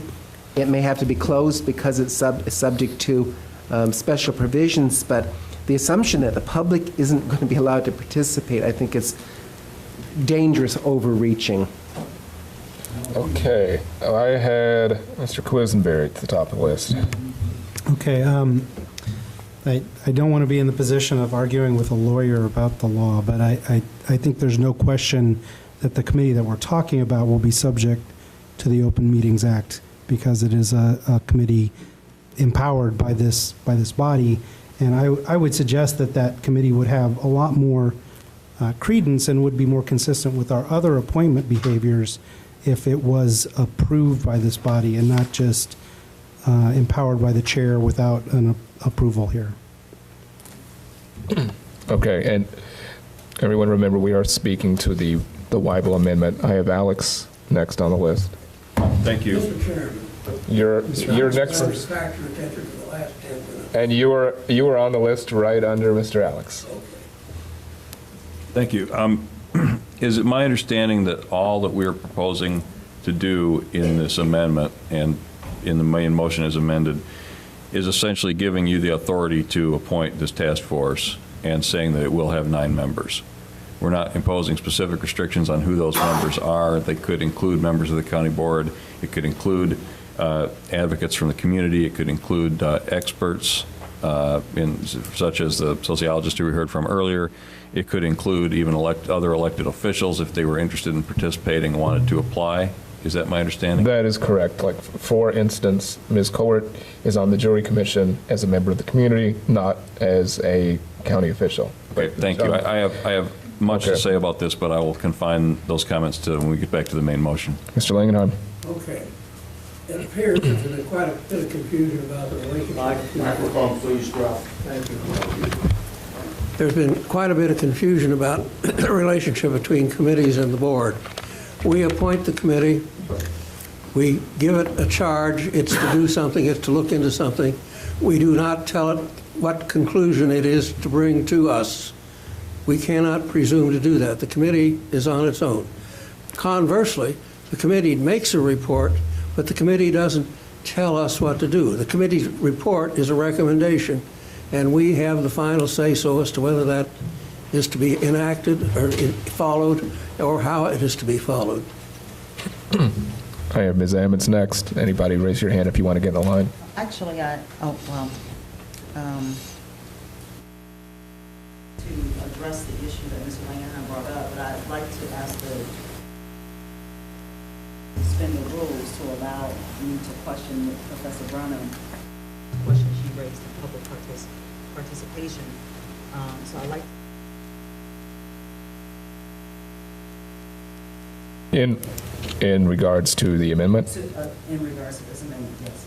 Okay. Well, there's a motion to suspend the rules by Ammons, seconded by Berkson. All in favor, say aye. Aye. All opposed? Motion to suspend the rules passes.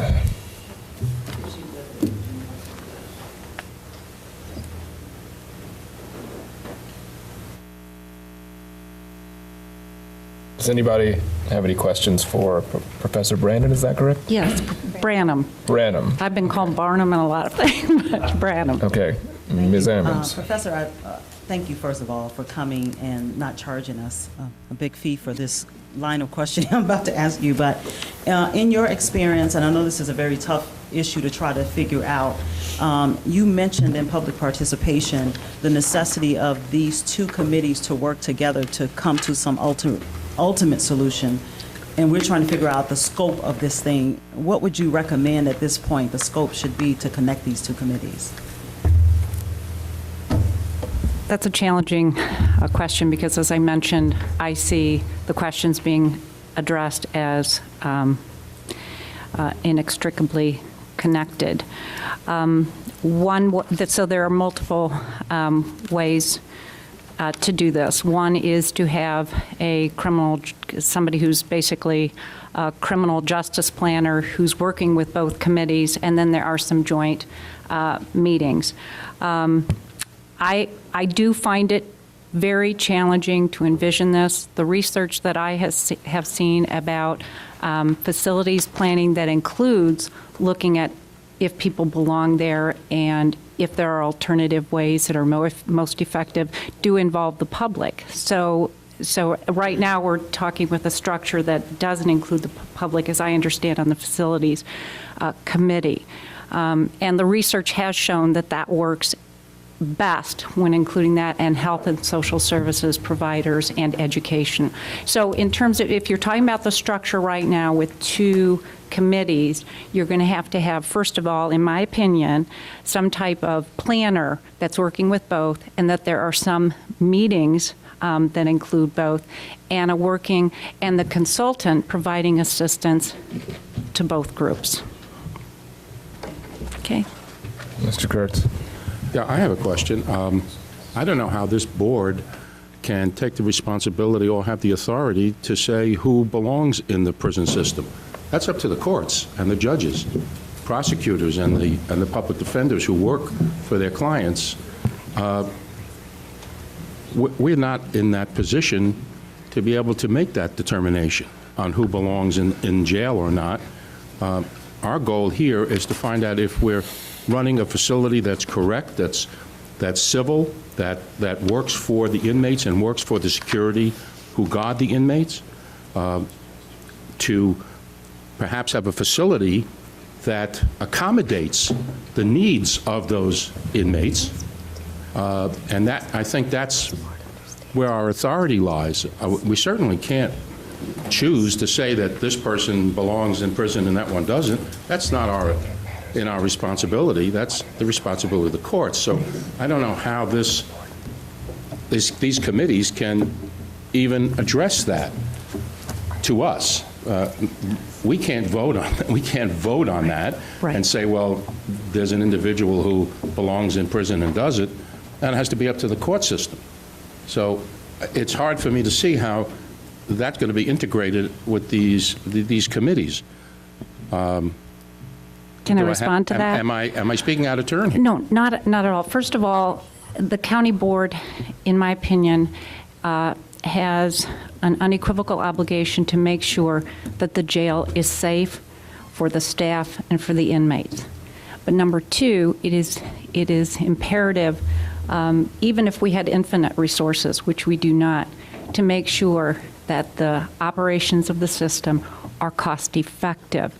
What I have found working with judges, prosecutors, defense attorneys, and others is that when we get into the data, we get into the research, we looked at evidence-based practices, and we look at alternatives, we always find that we can do things better. But you are correct that it will be the judge that will be imposing sentences. I have worked with judges, and the judges yearn for a range of alternatives, as do many, particularly once they are aware of additional options, and once they find out about the data. Whose specifics I haven't seen for this county. So I agree with you that the county board doesn't sentence. The county board's obligation is to make sure that that jail is safe. But the county board has a responsibility to use the taxpayers' money wisely. Did somebody else? Ms. Holderfield was next. Thank you very much for being here, because that has been my main concern, is safety for all parties concerned. And I'm so glad that you have brought that up to this board this evening. So I just wanted to backtrack just for a second. You had mentioned a planner. So your advice to all of us is to first have a planner take a look at the facility to incorporate a more cohesive plan that's presented to the county board to begin with. Okay, I guess what I was talking about is if you're going to have a structure that has two committees that are actually looking at overlapping issues.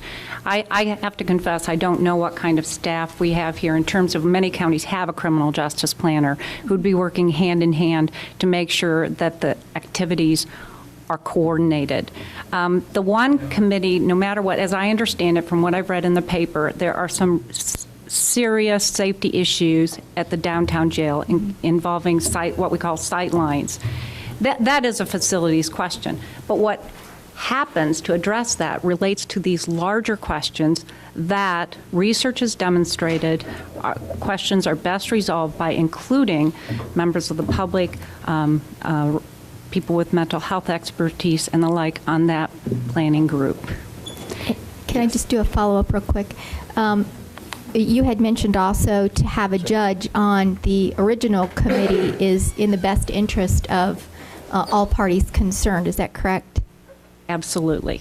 Okay. So looking at who's currently been approved to be on the committee, we have the sheriff, the state's attorney, the judge. Would you say that is just as a beginning for us, a little bit more comprehensive and in line with what you would view as a fair overview that will be given to the county board? persons that you've mentioned would need to be on the planning committee. That is a very narrow construct, but that is a beginning, but not nearly what we would consider an inclusive planning committee. Okay, so to also then add an advisory committee. So my concern with the advisory committee is that, you know, I think if you're going to do a public advisory committee, that we should have some type of criteria set forth of who would best serve both sides with certain expertise. Do you not agree? You need a range of expertise, Correct. absolutely, on that planning committee.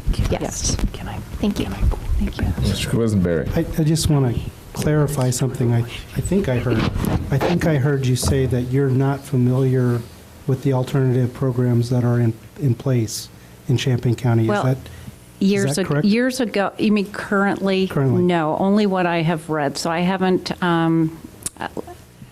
read in the paper about the expansive utilization of the expansive options that are out there nationwide. Now, maybe they're being utilized and not reported on. I have not done an assessment of Champaign County. Okay, so you're not familiar with our adult diversion program or our youth diversion program or our drug court or our mental health court? Again, I should say, one of the things that a group would look at is not just what's there, but the extent to which it is used effectively, to optimally. In other words, sometimes we can have an option that's underutilized. I have not conducted that assessment. So my introductory comments here were simply, there's a lot of data from working with other groups. I have seen that sometimes assumptions that are made that are incorrect. And the dynamism that I have seen between the public defender working with the prosecutor, working with the judge, working with members of the public as they ferret out these issues, it really is an incredible and productive dynamic. Thank you. Okay, Mr. Carter, you have a question for the professor? Yeah. I'm going to go to Cal and then. I'm trying to figure out, well, what is this? Are we asking what is the correct committee to handle this and make the decision? Or what? Was that your question? No. Well, what are we trying to figure out about the committee? Ms. Ammons. The only point that I wanted to, I took notes from the speakers today, and I've not met Professor Branham before, and in her public participation, she mentioned several things that would absolutely impact what we ultimately do with the jail. And I wanted to find out, in her experience, have you seen a committee structure that connected these two things and did this research before you decided to do pre-planning, break ground, and design kind of stuff? And that's what I was trying to get at, is that this planning team, because facilities has instituted a planning team, unfortunately, that does not include the public, then it makes it very difficult to get at what Mr. Richards has brought up to the committee tonight. And you need to connect these two to be effective. And so that's when she mentioned that, I thought we could possibly get further information from her experience. But I thought I'd explain that to you. It's simple. You have a PROIT committee, which is the chief deputy committee, right? Could you repeat that, Mr. Carter? Aren't you the chief? Chair. What? All right. I am deputy chair for Justice Wait, I'm and trying to Social clarify Services. something here. Now, Yes. that makes your duty to do what? Well, this is not the facilities committee, so this is not facilities. So this committee and this commission would be not looking at the laying of the bricks and whatnot of a new jail, but looking in a policy sense at whether or not we need a new jail, programs that could be served and not served by various options. Well, you really not answering my question, but I'll answer it for you. Please, Mr. Carter. Now, well, I tell you, if I was in your shoes, I'd put me a committee to take care of this and bring it back. Also, I would have those committees understand that we're gonna have a public forum. Then she wouldn't have to answer that question. Thank you for Point your of support order. of the motion, the amendment. Are we getting off topic? Yeah, are there any other questions for Professor Branham? Thank you.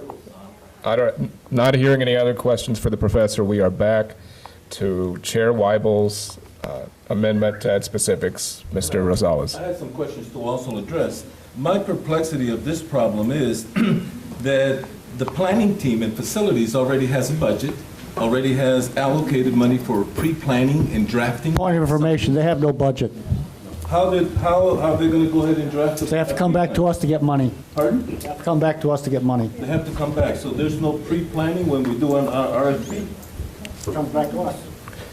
Okay, and I'm wondering, because when you say a citizens review board, I think that's watered down. We need a group of professionals, advisors, that we could also hire as consultants to advise us as to the right decisions that we need to do within these facilities. And I think social justice plays just as crucial role as facilities plays a crucial role as the building. But also what goes inside that building, I think, should also come out of the Social Justice Committee. So I have a problem with Citizens Advisory Committee. That means we get a group of people from the IMC that nobody's going to respect to go ahead and bring forward and bring some ideas that nobody's going to vote on. What I'm talking about is the stakeholders and professional people. And that's what I would like to see as part of that committee, and also a consultant that we could pay that has done this in other communities or similar communities that would also participate in the assessment of what happens within that building. And I don't know if your intentions of this committee has that type of teeth and bite that we're looking for. And if it's such a controversial issue, and then we should make it very public, and I think that's what Carter is saying, and we should hold a lot more public forums at different venues so that both committees could intertwine. And then perhaps after November 2nd's election, we could make a solid decision, because most of the people that are deciding upon the jail issue are not going to be here in December. And I have also an issue with that these are the people that don't have a political interest because they're walking off the board in November 2nd, and then we're going to be left with doing something that this board took upon themselves to do in 2012. And either way, whether we create a building or don't create it, we're still going to have to do something about that downtown jail, because we're not able to move those prisoners anywhere within 5 years. And those conditions, from what I've heard, are appalling. So if we have to look at what are we going to do with the downtown. What we basically voted upon in the facilities committee has nothing to do with the downtown. It's like that's a wash. We're going to go ahead and build this other one, and we're not going to throw good money after bad, and we're going to leave these people in there for the next 5 years so that when we decide to build it and transfer these prisoners, and then we'll move forward. I think we need to look at alternatives very carefully, and I can see this committee being a very crucial committee to make sure that that transition from point A to point B is done. That's why when we voted in the facilities committee, the pre-planning and design was not feasible until we have an assessment of what's going on, of the programs like Quisenberry has indicated, and many of the other things that we have discussed on 3. 1 study session, 1 COW meeting with facilities, and now. I think that we need to look at that very carefully, and I think you need to look at the title of it, because right now, what you're creating is something that's watered down that ain't gonna fly. It ain't gonna fly to the community, it ain't gonna fly to this board, and it ain't gonna fly across me. Those are good ideas, and the intention is certainly to bring in some experts that can give us more knowledge and help us make better decisions. Ms. Busey, can you speak to the Progress Task Force? Amendment, since we seem to be talking about the question. Does anybody else want to speak to the specific amendment by Chair Weibel? Mr. James. Well, he was talking about setting up the committee with you having the appointment power, and you're right, we've all gotten off base. But what I've been hearing from the public is they want to be included, and I take exception to some of your ramblings there, Rosales, because I, as a community member, whether or not I've been in jail, which I haven't, but I might have insight that some person that's sat behind a desk all of his life doesn't have, other than reading out a book. I think the community members that have an interest, and when they're screened, whoever is appointing them should have that authority to appoint a good mix. We shouldn't be setting guidelines and saying they must have a doctorate degree or be a mayor or whatever you're leaning toward. I think people from all walks of life bring something to the table, period. I think we have John Jay and Tom Betts on the facilities committees that represent this board and represent the people of Champaign County. And I think we should do equally the same in the Social Justice Committee and not weigh with a lot of individuals that may not have a focus or an interest or a stakeholder. Are we ready to vote on the amendment? Any other questions on the amendment? Can we repeat your amendment, please? The amendment was to add some specifics to the motion. Mr. It was to make 9 members, and that you would appoint them. And we had appointments, they could apply until March 2nd, I believe, and then Mr. Richards would spend the next 10 days or so and have numbers by the 13th. Okay. Members by the 13th, not numbers. Ms. Petrie. Yes, would you mind repeating the original amendment then? The original. It's amendment. That's the amendment. The motion. The motion is adds to it. Is on the agenda. That's the amendment. Okay. Anything else on the amendment? All in favor of the amendment, say aye. Aye. All opposed? Aye. The amendment passes. We're back to the main motion. Does anybody else have any additional discussion on the main motion? Mr. Alex, if anybody else does, raise your hand. I'll write you down. Thank you. I want to try to put this in perspective. I mean, the fact that we're even having this discussion arose in the context of the county looking at one very specific issue, which is poor conditions at the downtown jail. And recognition of the poor conditions at the downtown jail led to action by the Facilities Committee to say we need to get a team together to look at what we can do about the poor facilities at the downtown jail, whether that's remodeling the downtown jail, whether that's expanding the satellite jail and closing the downtown jail. I think all options are on the table in terms of what we can do to address that problem. But again, I want to stress, that's a facilities issue. I think it's appropriate the way in which it's being dealt with in terms of bringing in an expert who can work with the county to say, okay, here's what you got, and here's what you might be able to do, and here's how much it might cost. I respect the statements by people who say that the issue of how justice is administered in the county is inextricably linked with the jail, and obviously they are issues that are very closely related. But I don't want to sell this proposed committee or this proposed effort short by saying that it's only about the jail problem. Most of the people who came in the last several meetings to give public comment were not concerned about the specifics of a bricks and mortar jail. They were concerned about overarching questions about how criminal justice is administered in Champaign County, some of which is under the purview of the county board and much of which is not. But I think we got a lot of excellent comments.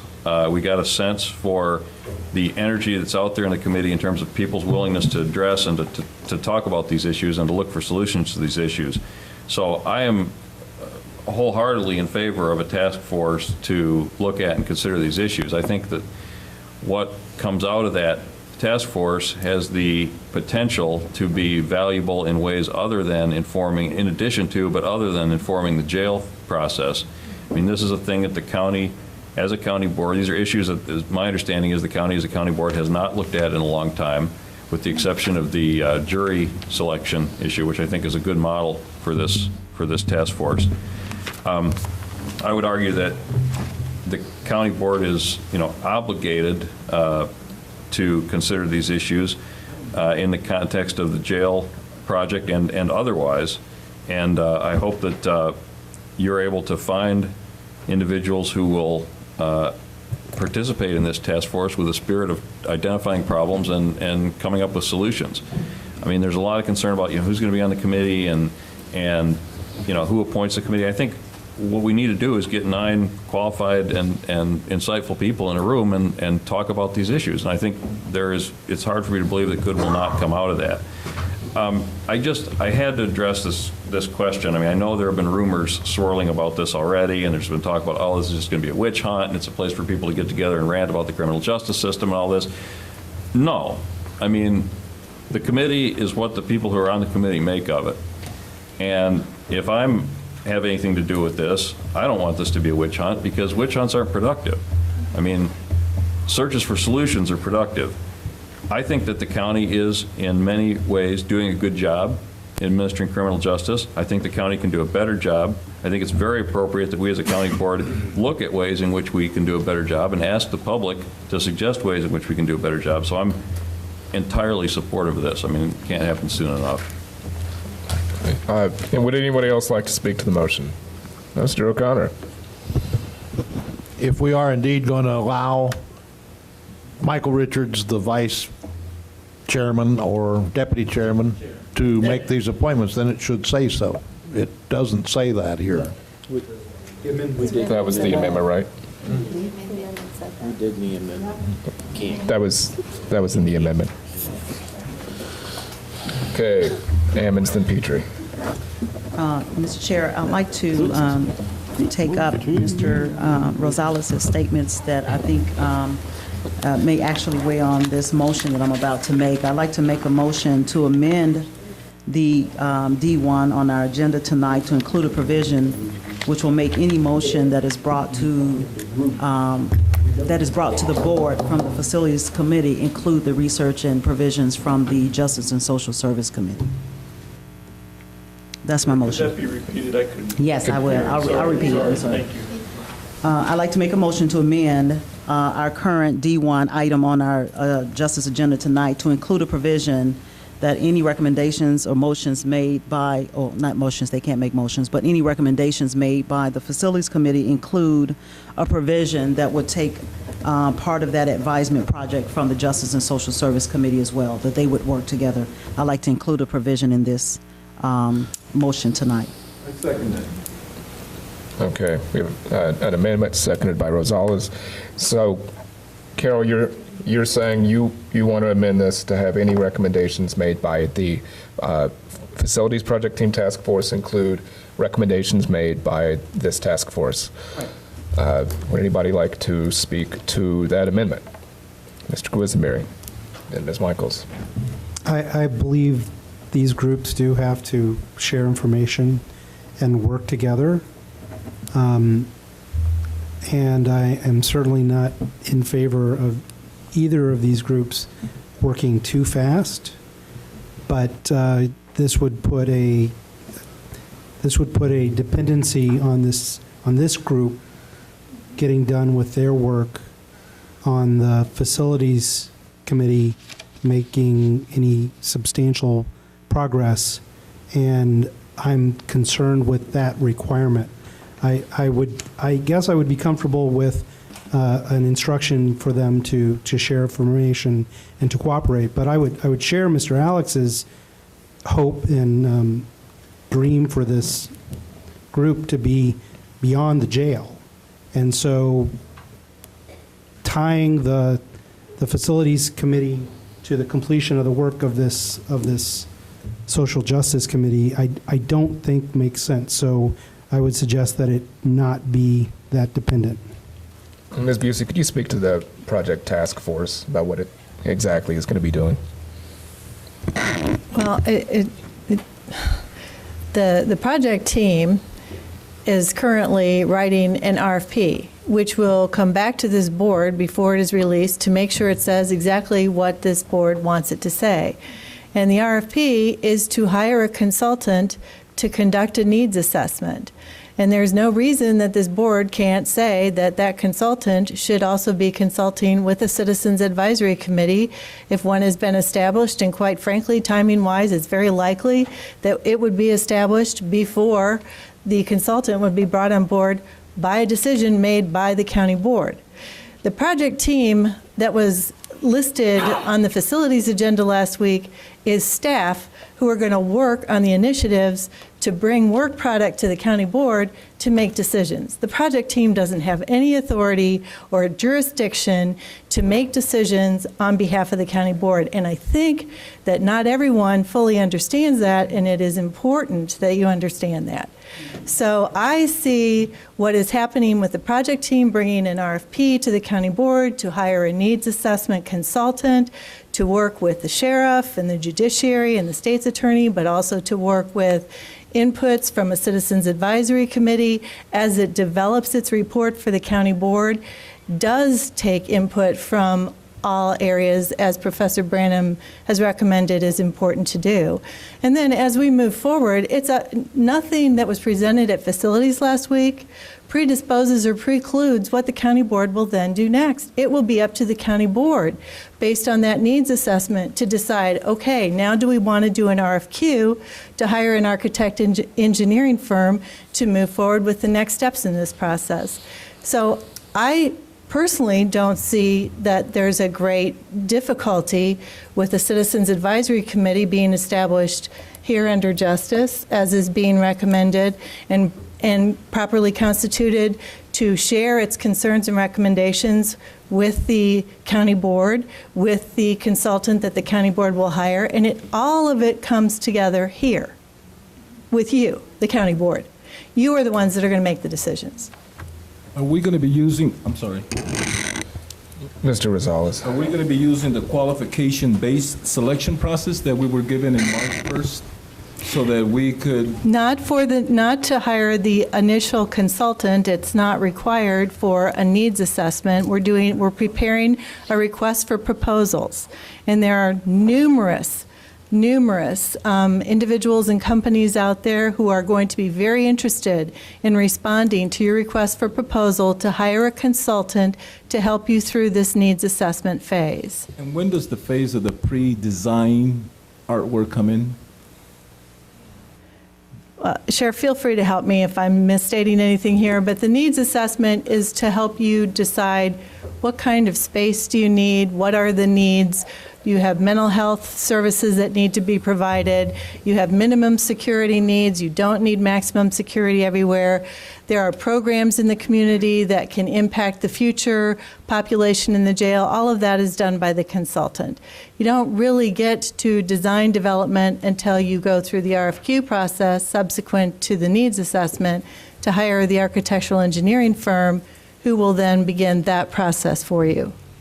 And part of the reason, too, that looked like such a fast-tracked thing on the agenda last week, we were just trying to show you how long it would take before you could get to a comparative analysis of doing the space through a remodel at the Downtown Correctional Center and or building new. It takes at least a year to get there, and no one, especially on the project team, is bound to that schedule. We are happy to take as much time as is necessary to make sure that the decisions are properly made as we walk through this. We just wanted the board to realize you can't get a cost study analysis for at least a year. So we couldn't base this, just for you to be aware of that, because that was something that came out of the study session that everybody wanted to know what the cost comparison was. We can't get to that point that quickly. Diane. Thank you, Ms. Busey. I think that. Oh, actually, I'd recognize Diane. What did you say? Oh, you looked Sorry, Carol. I'm looked through you. Yes. Couple things. One, I definitely agree with Mr. Quisenberry quite a bit on the two groups. We only voted, if I recall, to create an RFP. We don't have anything out there. We haven't got a consultant. We haven't got anything. And I think, too, with these groups that we're talking about two separate things that really, as a board, in the simplistic fashion, we all need to play in each other's sandbox here and work together. So Justice definitely has to work with facilities no matter what. And I think that's kind of a given. Now, maybe I'm thinking about it a little too simple here, but I think if you are the head of these committees, that you would want to work together without being told to do so as part of your obligation of being the chair of those committees. Okay, does anybody else want to speak to this amendment? Everybody. Okay, I saw that, Al. Jan was next on the list. Well, I agree with Mr. Quisenberry and Diane, and I think in the very beginning when we were all encouraged to do a jail tour, I think you kind of indicated you haven't been to the jail. I've been to both jails. You and have, stores okay. Many times. Okay. In and out. But I think that, okay, that's fine. I think, though, that in doing that, and I've been there 3 times, it's not only looking at the deterioration, the paint and so forth, but you get a realization that these things do tie together. We had the people that helped provide some of the mental health services, and on the tour, it was really emphasized how difficult it is to do that with the layout that we have, not only the deteriorating, but just the layout. So I think they all do tie together, and it's important not only to look at the bricks and mortar, but also how we provide those services. So I think that it just naturally, the two ought to be working together, and I do see that happening. Mr. Carter, you wanted to speak to the amendment? Mine is kind of to death. It's, if I'm understanding you right, when we built the courthouse, we went to the taxpayers. We built a jail, we went to the taxpayers. We got money for the schoolhouse, we went to the taxpayers. Now, am I hearing you right that we already have the money somewhere here that we don't need their support this time? We don't know, and we won't know. We don't know the answer to that question. We won't know until we can get a cost assessment of what this project will actually cost in its entirety. Now, do we have the $20 million to do this without asking the taxpayers for money? There is some ability with the current quarter-cent public safety sales tax to assume additional debt to pay for this project, for example, in 2014, but we aren't at the point of making those decisions yet, but there is an ability for the current quarter-cent public safety sales tax to pay the repayment of debt on bonds for this project. But we don't know if it's enough. We won't know that till we get further along. Well, I feel that the taxpayers is my boss. That's who put me up here, is the taxpayers. And I think they looking out for me to show them a little courtesy. Now, in the past, we done that. And now, we've been sitting up here all of this time trying to figure out what committee should do what. We build a courthouse over there with less controversy we have on trying to get a repairment of a house downtown. But dude, come on, something wrong here. And only because we not want to follow rules. That's all it's about. If we follow rules, we wouldn't have to sit up here wasting all this time for nothing.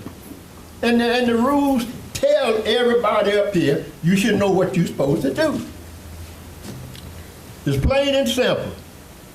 Now your rules book out of all of this haven't come up one time. Nobody brought the rule book up here. You read it to the people, let them know what procedure that you should take, what the chair should take, and everybody else that sat in this chamber should take. We sitting up here trying to legislate it out our black pockets and not coming up with no real answers to nothing. Thank you. Does anybody else have any more comments on Carol Ammon's amendment? Ms. Holderfield? Could you repeat that amendment? Ms. Busey? Ms. Ammons, feel free to correct if this isn't correct. But it is to amend D1, which is the motion on the floor, to include a provision that any recommendations made by facilities include a provision to take advice from the Justice, am I getting it right? From the Justice and Social Services Citizens Advisory Committee / Task Force. Stephanie? I just want just a little bit of clarification, please. According to, Deb, what you had stated earlier on how the process was already or is being put in place. So having the advisory committee and having the other task force committee by the department heads. Then with that RFP, we have a request, Mr. Sheriff, also if you wouldn't mind addressing, we have in this that we're putting together the opportunity to have a consultant brought in that will take both of the ideas and consult with both of the advisory teams, correct? Is that in essence what's going to be taking place here? Well, the RFP is currently being written, and you haven't created a Citizens Advisory Committee yet, but the consultant should take into consideration information from all avenues, any that are available, which would include a Citizens Advisory Committee if one has been established by the time the consultant is brought on board. And that is at your direction, I think. Okay, so with this recommendation by Carol, we are going to then vote on the authority, basically, of the task force advisory. Is that correct? Am I not understanding what that motion was, the amendment, Carol? The goal of the provision, first of all, I want to, I appreciate your question, because one of the things I've seen in almost my 4th year here is that if we have committees that run strictly outside of public participation, it's always going to be a problem, because on the facilities planning team, there's no public involvement. So that's a problem. So you create a Citizens Advisory Committee, and I think, as Mr. Rosales pointed out very clearly, that if you don't put teeth in it to connect it to the importance of the work that the board will ultimately have to make this decision on, then you will, in essence, have some disconnect between your recommendations from your staff, your Justice and Social Services Committee, of your subcommittee of this board. And so my request was to put a provision that would make it, we are a legislative body, so make a legislative provision in these two committees that there has to be some liaison work between the two committees, and they must be connected, so that when we get a recommendation as a board, that we get a complete recommendation. I respect Ms. Busey's description of how the RFP has to be done, because the committee is not in place yet. But as the planning team goes forward from this point on, and once this board approves, once the chair of justice approves and gets the recommendations from the community as to who's willing to serve on this, then those committees would then naturally begin to work and collaborate together, not out of if we get a chance to, but by the command of as many as we need to get there. Okay, next we have Mr. Langenheim. Can we presume that the Facilities Committee will be free to ignore the advice of the Justice Committee? Mr. Benz? Mr. Langenheim said, can we presume that the Facilities Committee can feel free to ignore the advice? Will be free to ignore the advice of the Justice Committee. The Facilities Committee is in this room right now. That is you. That is you. So you can ignore it or not ignore it. You can pay it or not pay it. We're the Facilities Committee. We just got a different name tonight. In terms of the... I'm not talking about tonight. I'm talking about down the way. Well, in terms of the committee that Facilities is dealing with in terms of the assessment, I can't imagine them simply ignoring any input, whether it's from the board, whether it's from this committee from Justice. I think they're fairly parallel in some respects. I think the people who you're going to hire to do the assessment are inherently going to consider all of the issues that we're talking about. I mean, they're going to look at how effective your various programs are, how it will reduce or increase the size of the jail population. All of those things, when you hire a planner and an assessor, that's what they look at. So if we have another committee doing that, I can't imagine them saying, well, that's another committee, so we're not going to pay attention. I would go crazy if that was happening. I can't imagine anyone tolerating that. Could they ignore it? Theoretically, I would hope that they wouldn't. I can't imagine it happening. Substitute follow for ignore. Okay. Well, and the point of this original motion is to open this up and hopefully bring in some people who are experts, who in various ways, who know more on different things than we do, and hopefully bring in some good advice on what we should do, open this up. If it does its job, hopefully everybody will be pleased to follow the advice. Next, okay, we have Mr. Langenheim. Mr. Alex, you are next on the amendment. Just to speak to the amendment, I appreciate the spirit behind the amendment, which is saying that if we have this committee, we want their input to be taken into account by the jail space problem team, whatever we're calling that, the group that's looking at the problem with the downtown jail that we formed last week. What is the official name of that group? Space improvement, It's Jail Space Improvement Planning Team. Thank you. Their intent is that whatever this Citizens Advisory Committee comes up with, and I think it could be work in progress too. I don't think, Mr. Quisenberry had the concern that does this mean that this group has to wrap up before the group that's taking their input could take their input? I think the answer is no. I mean, I think you just basically say, you know, whatever these guys have available at the time that the other team, the consultant who's doing the RFP or the other team is doing their evaluation, they have to take this into account. I will say, though, I think the right way to do that is to amend the charter of the jail space improvement team to say that they have to take into account the recommendations of this committee, not the other way around, because it's the jail space committee that you're trying to bind, not the Citizens Advisory Committee. So I guess I would say I'd probably vote against this amendment, but ask that somebody bring a motion in the Facilities Committee to provide a conduit for that input to be accepted into the jail space improvement project. Ms. Berkson, you haven't spoken yet. Do you have anything on that you would like to say on this amendment? Could we, in the RFP for this jail committee, require that they consult with our Citizens Committee?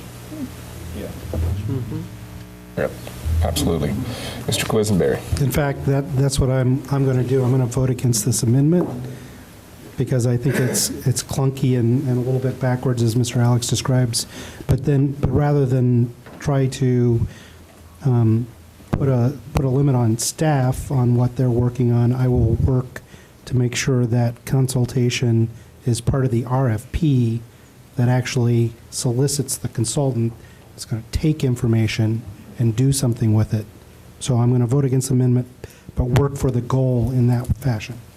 Does anybody else want to speak to Carol's amendment? Ms. Petrie. Well, this is probably stretching it dead on the amendment, but I do need to ask this question so I know how to vote. And the question is to Ms. Busey in relationship to this RFP. There are parallel consultants out in the great world of consultants who do the work of the social criminal justice side in a needs assessment. Is there a possibility of hiring such a parallel consultant and or seeing to it that in the RFP for this needs assessment that such parallel language gets into this RFP? That's not what the direction was from the Facilities Committee last week, and that's not what's being written, but the scope of work ultimately is up to the county board, and I would be happy for the sheriff to weigh in since his staff is working on this RFP. Yeah, thank you, Mr. Chair.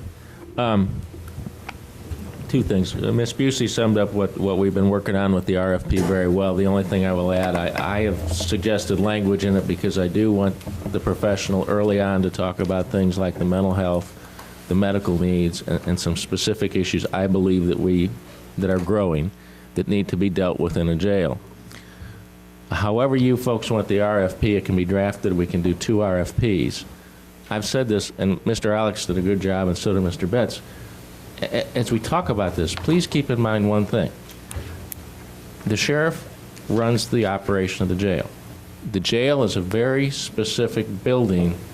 It's designed to do certain things, much like a hospital ER. I mean, it has a very specific use, and its design is based upon its use.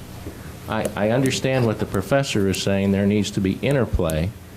But what I'm afraid is going to happen, and what I've seen in the last 3 weeks, we have a deteriorating downtown facility that doesn't meet our needs. It's going to take years to replace. The only thing I can do is run it. Quite frankly, and I don't mean to be rude and somebody will get mad at me, really the only thing you can control is, do we build a new one? how do we build it? That type of thing.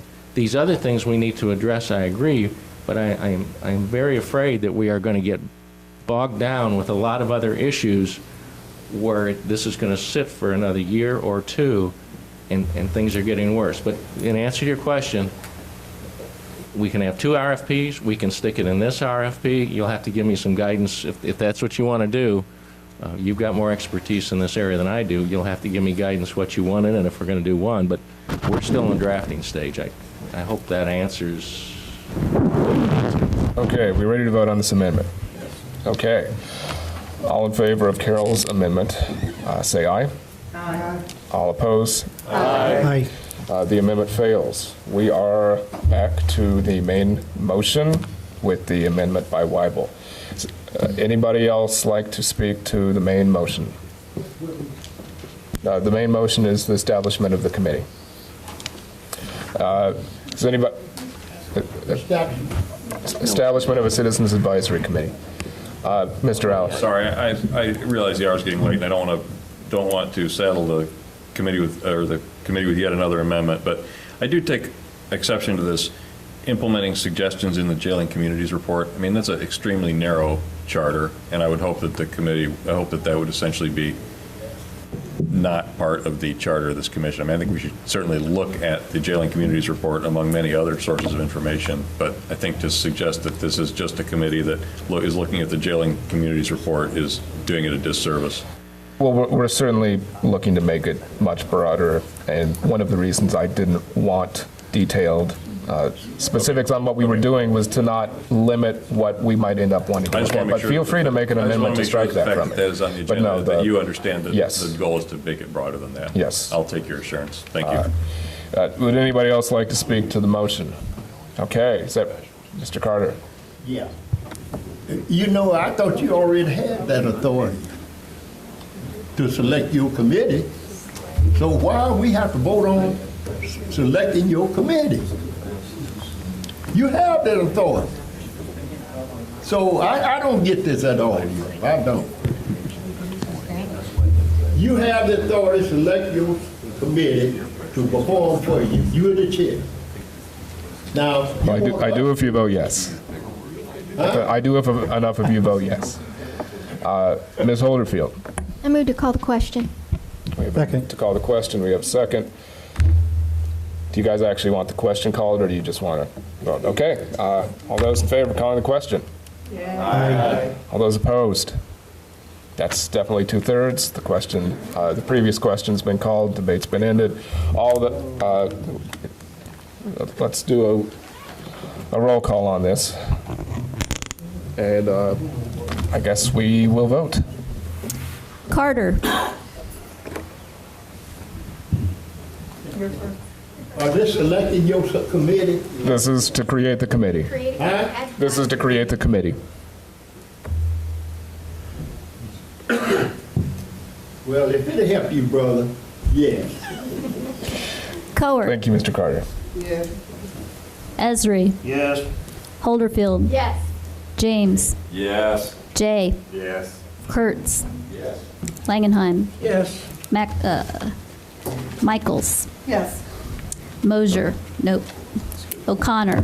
Yes. Petrie. Yes. Quisenberry. Yes. Rosales. I would have to vote no, not as is. I cannot accept it this way.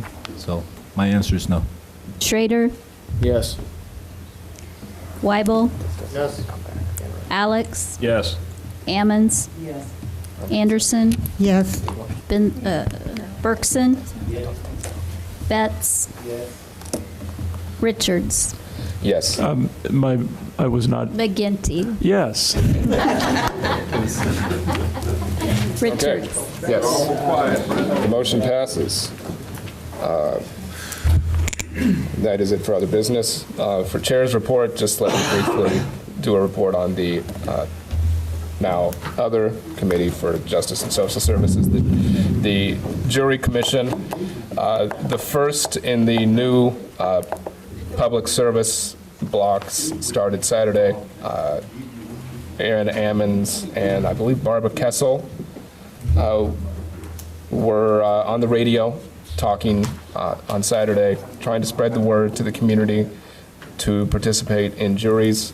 In addition, the committee is looking at public service announcements inside of MTD buses. If they're inside, we can do that and do public service announcements for serving on juries with no expense to this county board. As far as designation of items for consent, C1 passed unanimously. D1 will not need to come back up. And that is it for Justice and Social Services. Okay, next up is policy personnel appointments. Ms. Ammons? We move for about a 5-minute recess and come back for the board. I think that's fine. I gotta go to the bathroom. Go ahead.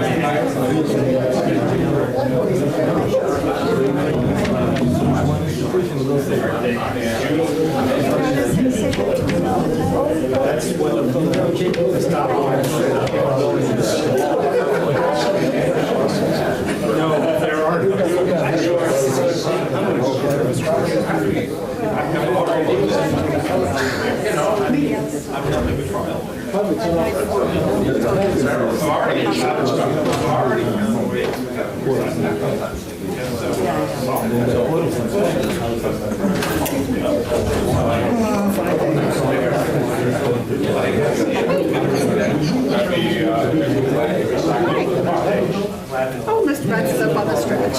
You got some data? Oh, Father. Oh, bless me, Father. I voted against you.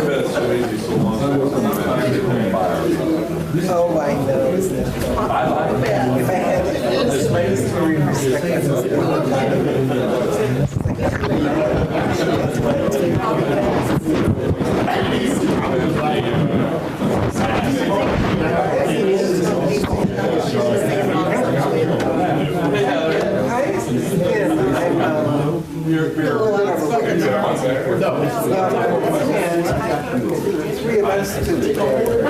We would all be the first. Say, oh, please. Different fathers maybe get mad. No, I have. That's what it flies. So the study about 17%.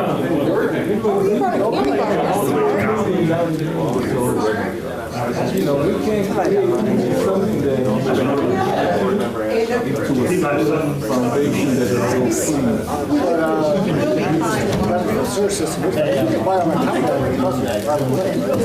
I got it, but I don't want to. I actually love it. Well, I like everybody. I think I just when I know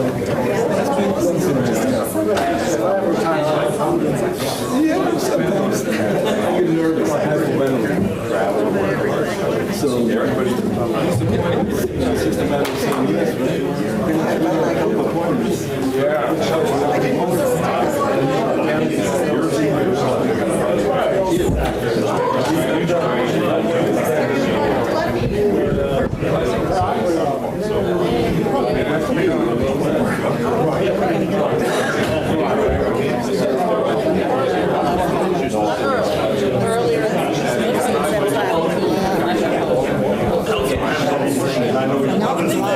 Well, today's a chocolate day, right? You're supposed to have chocolate.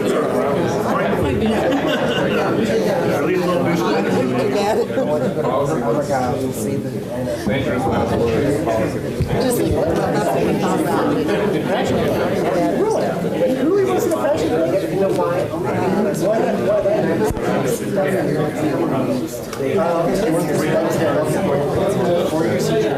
but I can't. Before you get to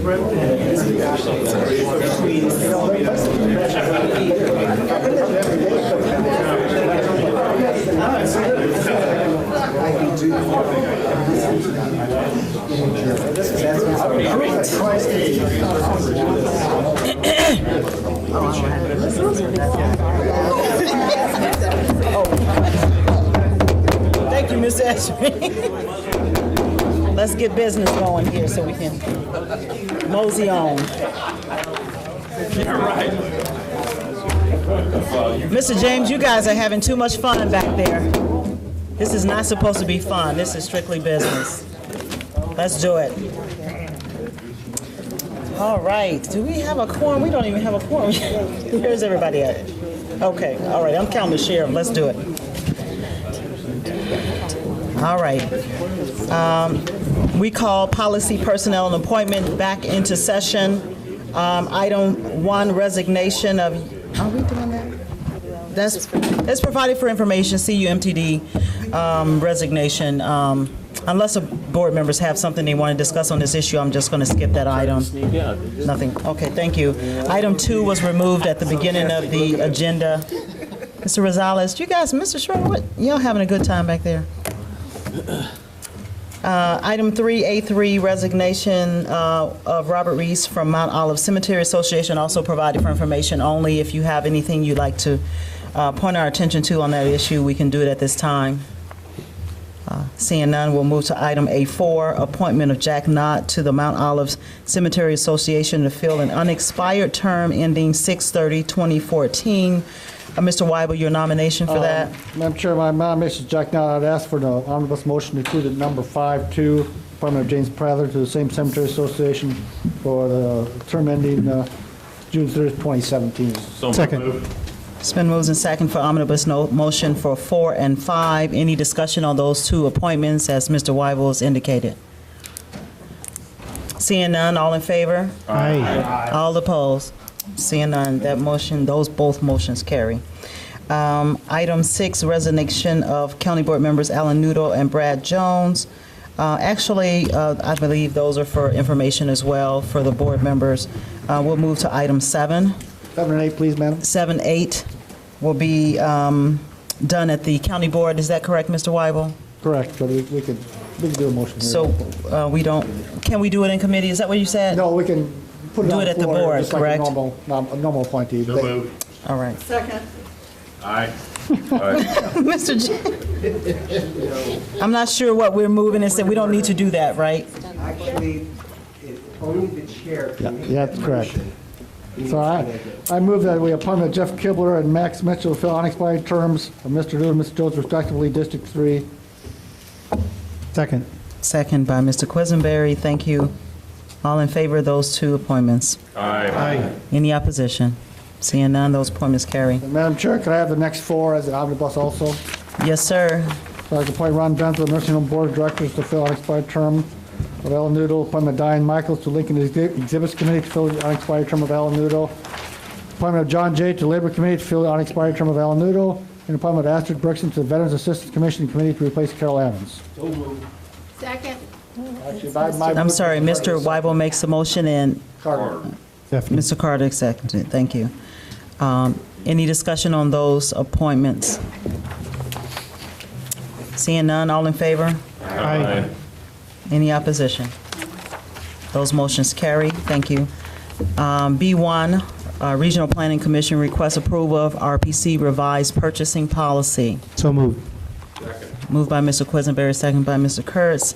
Any discussion on this revised? I'll just for clarity's sake, I know Ms. Busey has an explanation as to why we're doing this at this point. She can share it with the board members before voting. This is just to make the same changes to the Regional Planning Commission purchasing policy that the county board made to its own purchasing policy 2 months ago. Any questions on this that you have at this point? Seeing none, all in favor? Aye. Any opposition? The motion carries. Thank you. Item C1, Strategic Planning Committee, recommendation for approval of Champaign County Strategic Plan. I know Aaron kills me with that Strategic Plan 2012 update. So moved. Moved by Mr. James, second by Ms. Holderfield. Mr. Alex. I noted in the packet that the changes that are proposed to the plan were listed, but that the board member comments were not. Is there a plan to promulgate those to the full board, or did that happen and I just missed them? I think the board member comments were not actually put forward unless recommended, just the recommendations from the committee. Is that right, Mr. McGinty? Beats me. I forget. Okay. I do. You guys remember, okay. I thought that we were going to include all the comments to all the board members. Yeah, I mean, can we send them out Yeah. Can you send them to me? electronically? Send them to everyone if they want them. Everybody else may not want them, but I want them. No, I missed that, I guess. Okay, sorry. The strategic plan is included in the packet. But we have the listing of all of the ideas and initiatives, and they have been, rated. Would it be possible to get that in hard copy? Yes. Thank you. Mr. McGinty, and then whose hand did I see on my right here? Nobody? Okay, thank you. So very briefly, the committee's met quite a few times. Only a couple of other board members have attended. Ms. Petrie in particular has attended, I think, most of them. We took all the comments, especially when we came to the caucuses, and asked for comments on the fly, and so that everybody had a chance to provide input as to updates to this plan. There's been a lot of good discussion. We rated everything. The results of this are the top-rated items that came out of this plan. Very similar process to what we did a couple years ago, but not exactly the same. And so this is the result of these updates. We hope to do this every couple years and think that that's a reasonable time frame around which to get updates. The goal here is for all of the departments to be able to use this plan to shape their budgets, that every change request really should line up with the strategic planning objective, pretty standard strategic planning. So I think I'm pretty satisfied with this process and the inclusion of all comments, ratings, discussions about those at our committee level. Ms. Petrie. May I be allowed to ask Mr. Alex an information question? Yes, please. Okay, thank you. Is the purpose of your wanting to see all of the comments so that you have some time to digest them in case you want to make any suggested changes? No, I trust that the strategic planning committee made the right decision. I'm just curious what things came up that weren't considered or that didn't make it into the final report. Okay, thank you very much. Thank you. Any other questions about or comments or anything in relationship to the recommendation for approval for the strategic plan 2012? Seeing none, all in favor? Aye. Any opposition? Thank you, that motion carries. County Administrator. The vacant positions listing is in your packet for your information. And then on the addendum, we are presenting a request for approval of a release of RFP 2012-002 to purchase Champaign County Sheriff's Office prisoner transport bus. This bus has been scheduled for replacement since at least 2010, and it's finally reached a point where it absolutely does need to be replaced. So we would ask your approval to release that RFP. So moved. Second. All right, it's been moved and seconded. Mr. J. and who's second? Mr. Esri. Thank you. Any discussion on that recommendation, Mr. Langenheim, Mr. Esri, after that? Is that bus still running? Yes. Barely. Enough said. Mr. Esri. Just a quick question. Noticing in what I assume would be the RFP is presented under mirrors, it says OEM Ford, and yet I recognize throughout the rest of it, it doesn't mention a specific brand. I'm going to assume more than likely it would probably end up being a Ford, but I don't know if you want to take out the Ford in that one spot. Yeah, I'm sorry, we missed it. We tried to take out any specific manufacturer references. I figured as such, and it was just a slight oversight. No problem. Thanks. Thank you. Any other questions on Ms. Busey's? Ms. Petrie.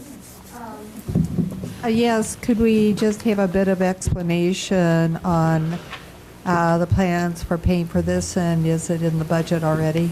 Yes, it is. It's in the Sheriff's Correctional Center Capital Asset Replacement Fund budget. The funds have been there for over 2 years, waiting for the bus to finally die.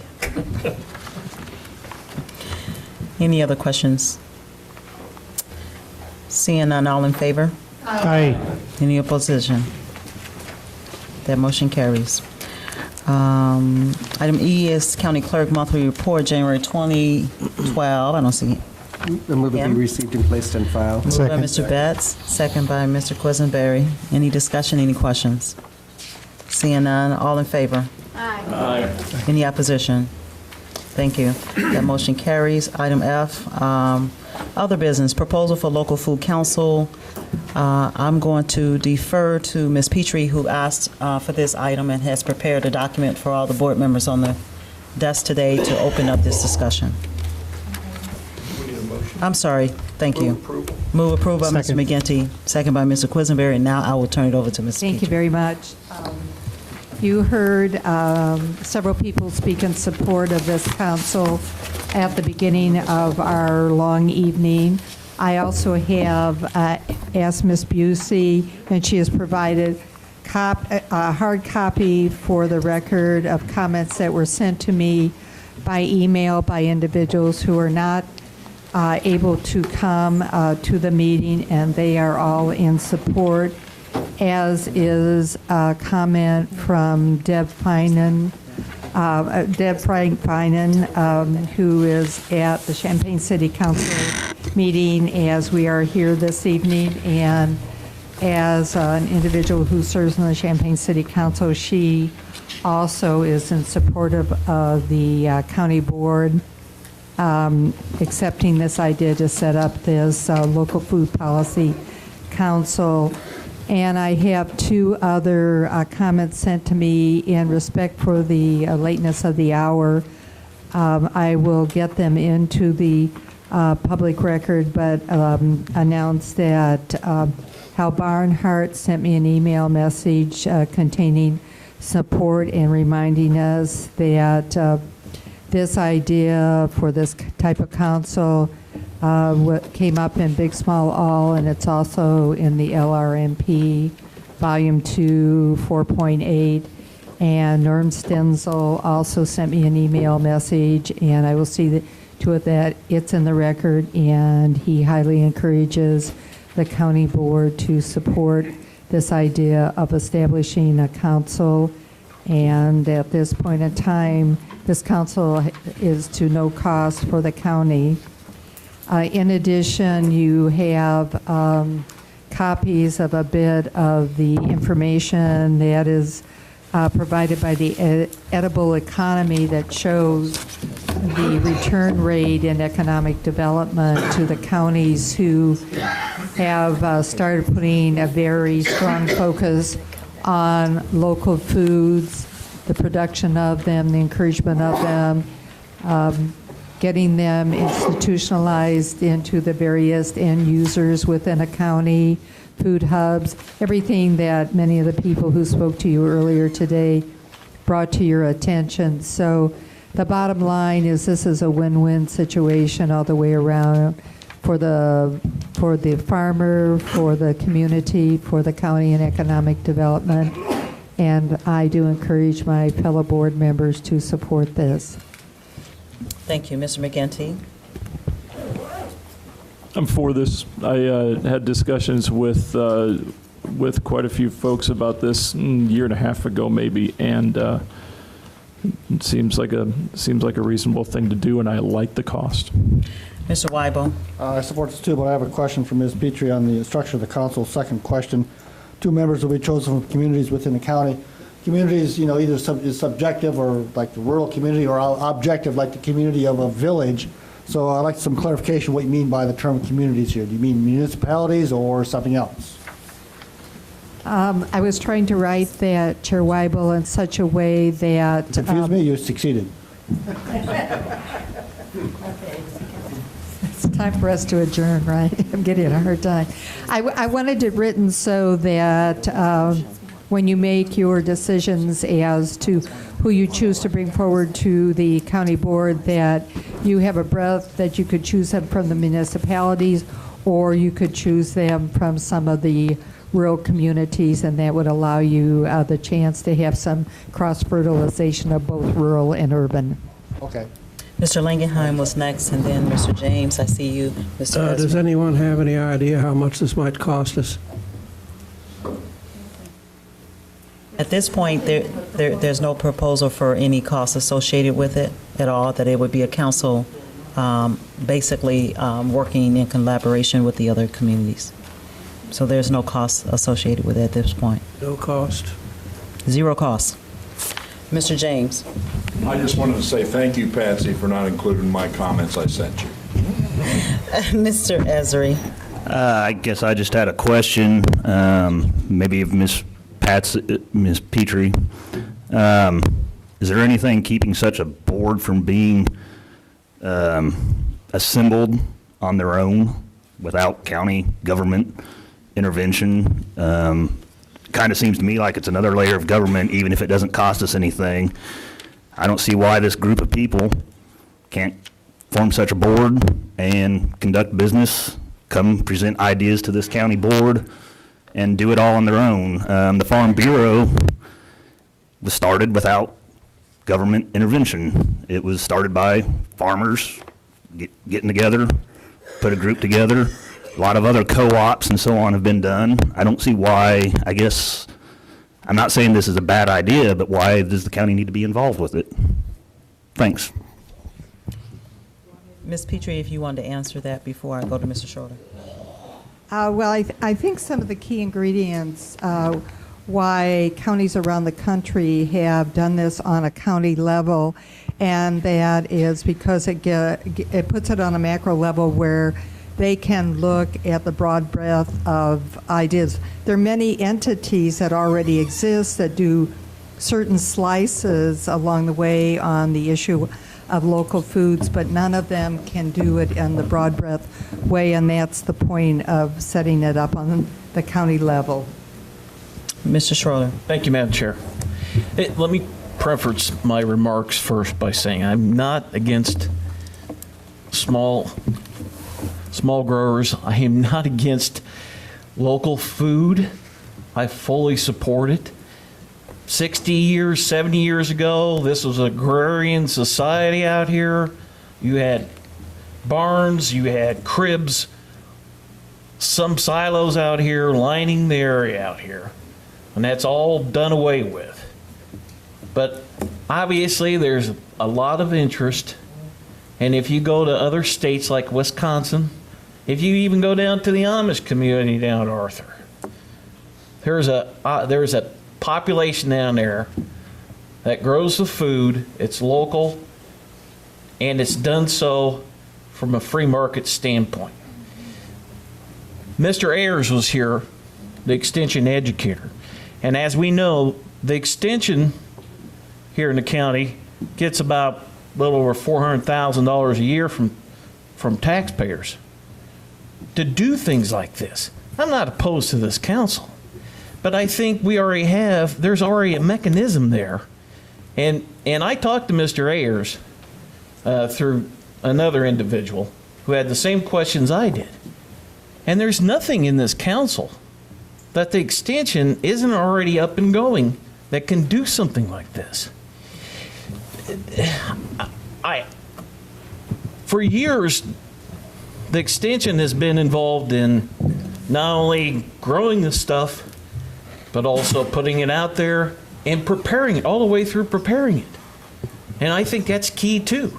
And that's probably something the council will take up. But it's almost like we're reinventing the wheel here, because for decades, the University of Illinois Extension has been doing this. And the word alone, extension of the University of Illinois.